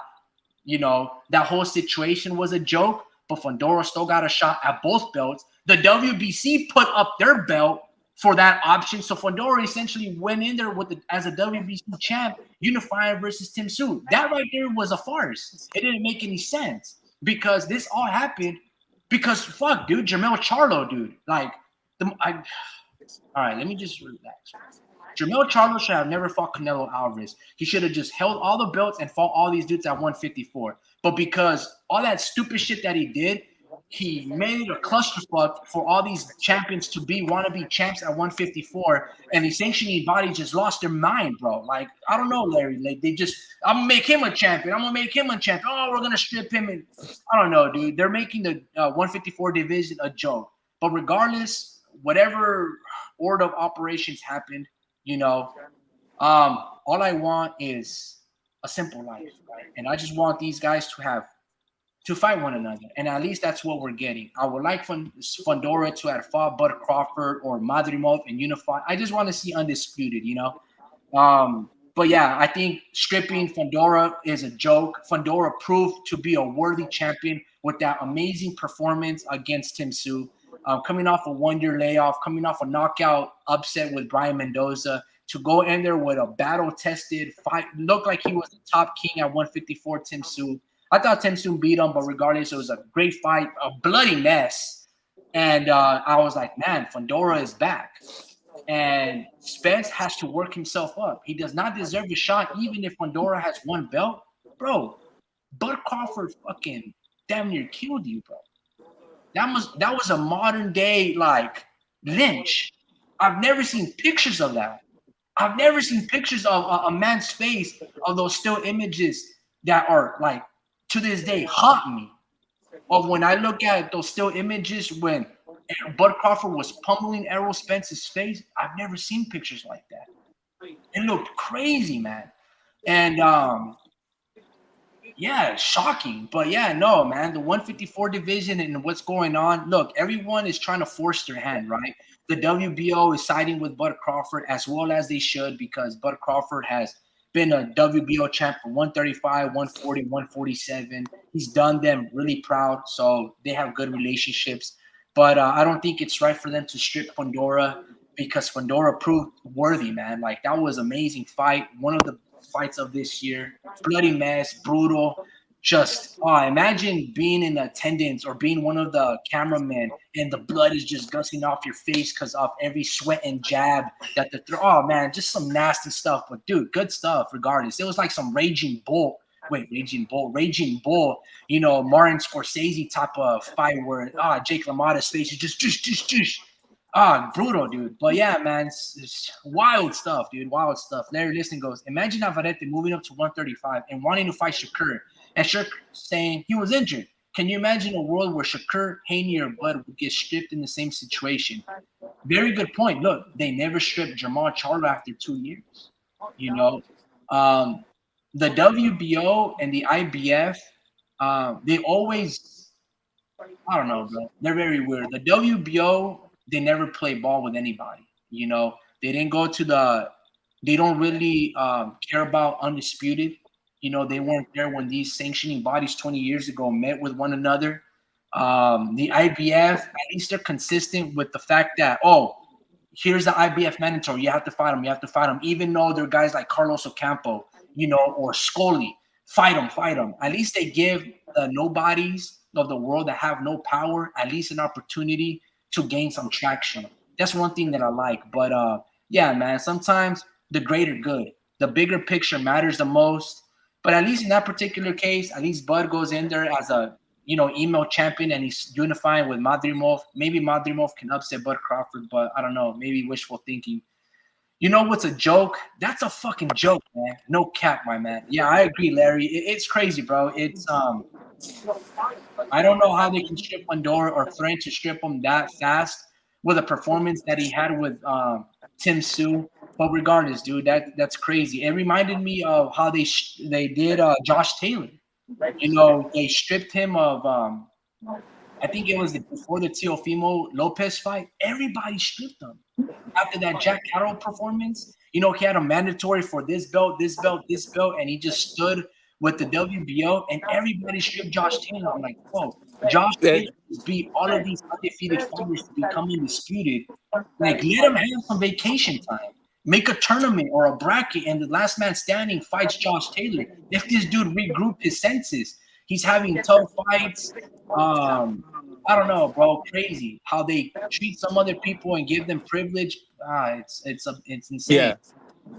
Yeah, Uh, it's stupid, bro. Crazy, bro. What's the last comment you read of Larry? Listen, because I want to read one. He's got one more. So, what's up with Bud Gloves exploding? Is he like Nebraska's version of Luis Resto? Where's the outrage? Yeah. Should be national news. Look, man. Yeah. I Dude, agree. So that, Like, I don't even know whatever happened because I think David Avanesian put a lawsuit to have that like just rectified, and he probably Yeah. turned for no contest. Like, why didn't you guys stop the fight and tell every fighter has 2 pairs of gloves or 4 pairs of gloves that they have in the locker? Go bring that shit out. Don't hit me with this dude with essentially bare knuckle. Look. Yeah. That was mainly on the Black Prime, bro. Like that made Black Prime look bad. That was like their gloves that they provided or something like that to Terrence Crawford, because Yeah. that's really the only time that they've exploded. So that's like, yeah, that's whenever I think about that, the gloves exploding, I don't really think too much of it, but rather than the promotional company, like that was a Black Prime fault right there. I don't think so. You can't No? blame it on the network because the network is not going to be like, yo, stop the show. Fix that man's glove. No. The show goes on because they're just the distributor. The ref, the corner of both teams, hell, maybe even the judges. I don't know, but definitely the ref. I don't know if it was Harvey Dark or whoever it was, but he has the right to stop the action, get that glove inspected, and just be like, look, it's very uncommon. I've never really seen it, right? But Not on Terrence Crawford. lately, and let me just go to a sidebar. In baseball, a lot of these gloves, like the ball, the thread, the way that they're stitched, the ball is going through these gloves left and right. And unprecedented, like it happens every game, it feels like. And maybe the quality of the gloves, the stitching isn't as impactful as it was back then. Maybe they're not using leather, it's pleather. I don't know, dude. All I'm saying That's why they warm up. Yeah, the ref has a right to stop that fight, right? They have a right to stop that fight and assess that glove right then and there. Hey, swap it out. You know how like when that gauze or that little tape that's wrapped around their wrist, it starts to like loosen up and they cut it off or you have to retape it? Same thing. Yeah. The mouthpiece falls off a fighter's mouth. You can let the fight go on for 10 seconds. There's a clinch, then break it, clean the thing or whatever's. The ref has to do his fucking job. Hold on. Let me watch a highlight to find out who that dude was. I would be mad if it's Jack Reese. Bud versus what was his name? David Avanesian. Let me see who the fucking referee is, dude. If it's Harvey Dock, oh man, it can't be him. Hold on. Oh, it's a female. It's a female ref. I've never seen her before. But yeah, man, it's absurd, dude. Look, Larry, are you referring to Bud's gloves exploding during that David Avanesian fight, or did they explode in his latest fight with Errol Spence as well? Because, look, man, I think there was an interview. I think it was, what's his name? What's that guy? Not Larry Merchant, but the Letterman. Howard Letterman? No, Jim Lampley. He said when they were interviewing Bud Crawford when he was at 135 that they talked about the length of his hands, how he had really big fists and hands. So maybe Bud Crawford he's just a really strong dude that, his knuckles just penetrate after sweat and wear and tear during those gloves. Maybe sometimes he can punch and break those gloves in up against the wall. I remember Sergey Kovalev, I think it was the Bernard Hopkins fight, or maybe the Gene Pascal fight. He was hitting the wall to try to break them in, which you're not supposed to do, by the way. But You know, sometimes these guys do that. So when they make the impact of, fist to skull, you feel those deadening punches. Look, man, it's a lot of crazy stuff, but regardless, man, that's there is no outrage for Bud Crawford. Dude gets away with murder. Nah, I don't know, man. I don't know. But it's really just happened with Black Prime though. Like, why hasn't it happened in other, situations? Like, or even like the slightest of bit of a tear, bro. Like, it's just too much of a coincidence that he fought for this random, network in Black Prime, and it happened, bro. Like, and you can blame Black Prime's ability to hire, what's it called, like, comparable refs. Like maybe it's their ability to get judges or whatever the case is, bro. Like, Yeah. it falls under their umbrella, you know.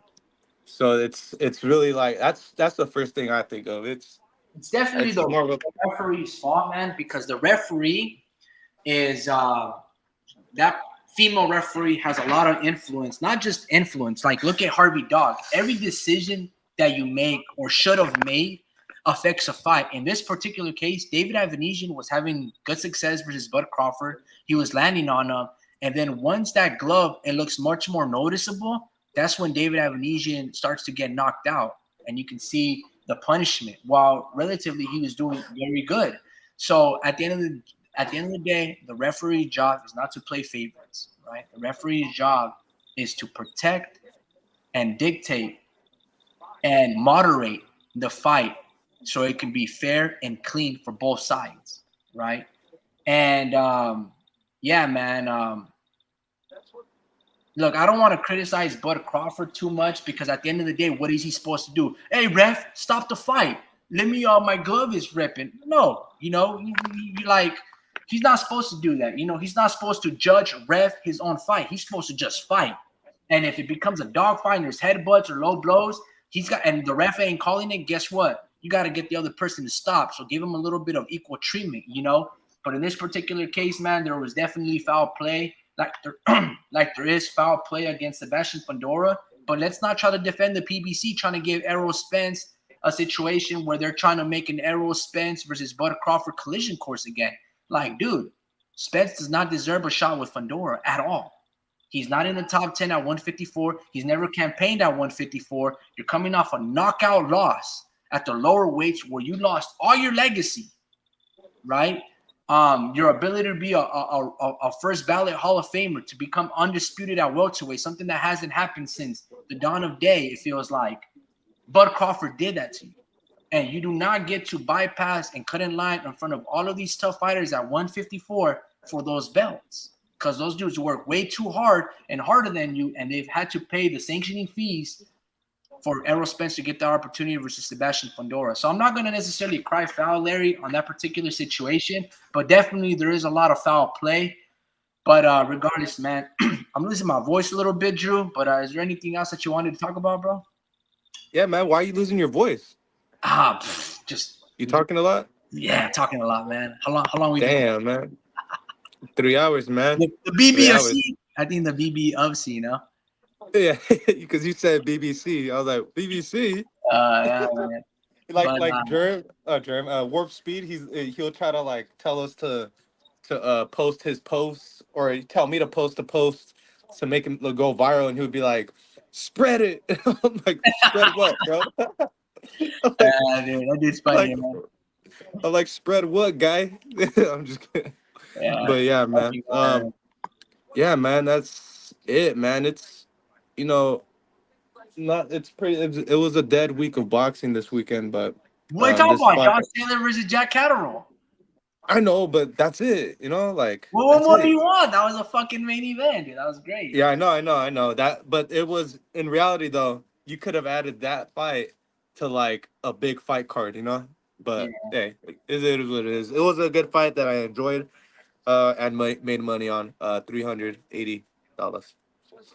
So yeah. Bro. Let me ask you one last question, bro. Do you think these people are fans of Ryan Garcia, or they like Ryan Garcia because it gives them a reason to like. It's like news and attraction. You know what I mean? Do you think that they really care about Ryan Garcia, or do you think that they just they see that Ryan Garcia is like you said, handing out BBLs and paying for all these things and just giving away free shit. And then, it's click and titles and people can, be on like play devil's advocate. Do you think that's why they like Ryan Garcia, or like, I think because essentially uh he's getting away with like murder? murder.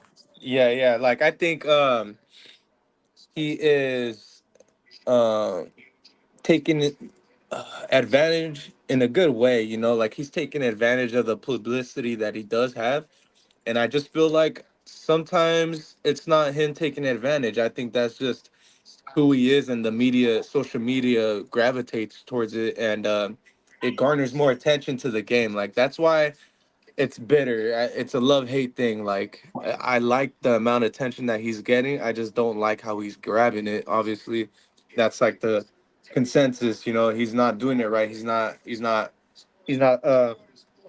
not speaking on certain things the correct way, and he's not approaching things that supposedly matter to him in the right way. Like I just feel like he's utilizing the attention that he's garnering, and and he's making money off of it, man. This is a horrible situation. No, I'm just kidding. It's not horrible.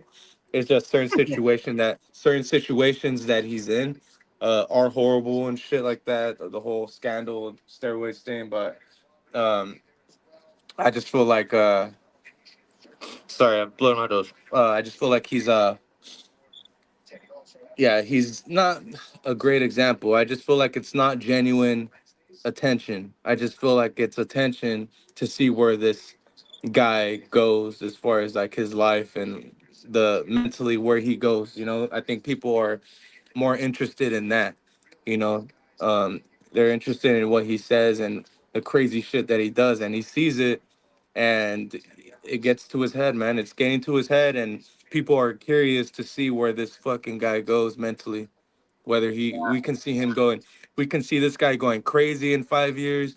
We can see him getting better as a person in 5 years. Like it's really the roller coaster that he puts you in, and what he came out the womb as far, and when I say came out the womb, I mean came out in the pro game already famous, so he put in the work that the attention that he got initially when he first became pro was because he was a good fucking boxer, and he was a legitimate threat in the division, and he still has one of the best left hooks out there, and it was genuine at first, and then he's just one of those guys that managed to take advantage of the power of the internet, you know, with his looks. I mean, this dude, if this dude got ugly, this dude misses a tooth, like this dude probably loses a couple million followers, but this dude got the looks to carry to, to carry the fucking to carry the fucking image, bro, because this dude got so much attention from all the girls, bro. Like girls love this guy, so it's like female attention that he's grabbing too. Um, Yeah. so yeah, it's the power of the internet that he's getting gravitating towards. But I always feel like boxing is a young man's game, and he will eventually deteriorate if he doesn't want to become a better person, or if he has to get better with his presentation. You Yeah. know, Tio got a little better at it, but he's a little too short, for the media standards, You social said media standards. Tio? Tio, yeah, Tio got Oh, better. Tio Fimo. Oh, Tio. Yeah, yeah. Yeah. Yeah, Teofimo did that, but he's too short to be a perfect guy in social media's eyes, and that's that's what But social hold media on, dude. is. There's that dude there's like that white kid, with the acne. He's got that long ass neck. Who? It's like his name is like Long Neck something. Yeah, that's a different story, bro. Like people get dumb, you know. Yeah, Yeah, dude. I feel you, Drew. Nah, man, I get what you're saying, man. Nah, man, I think what people loved about Ryan Garcia was that he was innocent and he looked to be very pure. And I think one of the whole points of this live was, money corrupts, and money really enhances who you really want to be. You see what I'm saying? A lot of people say, well, if I had money, I'll still be the same person. I'm just going to have resources and access to a lot of different things that I didn't have. Well, maybe we're finding out who Ryan Garcia really is. And Ryan Garcia, and a lot of people gravitate towards Ryan Garcia, like Donald Trump, because they're outspoken. They're not afraid to speak their mind. And a lot of people, it's freedom of speech and all of these things. Oh, and he can actually fight and kick ass and all of these things, right? Right. Let me tell you guys, man, a lot of people, lose this word. And we talked about in the beginning is accountability, professionalism, and at the end of the day is respect. I'm not saying that speaking the truth and it's going to hurt people's feelings. I'm not talking about none of that nonsense. Basically, what I'm saying is this. Words are very powerful. So you have to choose your words extremely, wisely. And on top of that, you have to be very careful, because these words and how you carry about and you follow through with your words have a lot of impact, and they're very profound to the listener. So you have to really pay attention and hold yourself to a really high standard that you typically wouldn't hold yourself to. But look, Drew, on that note, man, I gotta wrap it up. But yeah, man, thank you for being with me, bro, on a Sunday, and we'll chop it up later on, bro. All right, man. Peace. Later. Peace.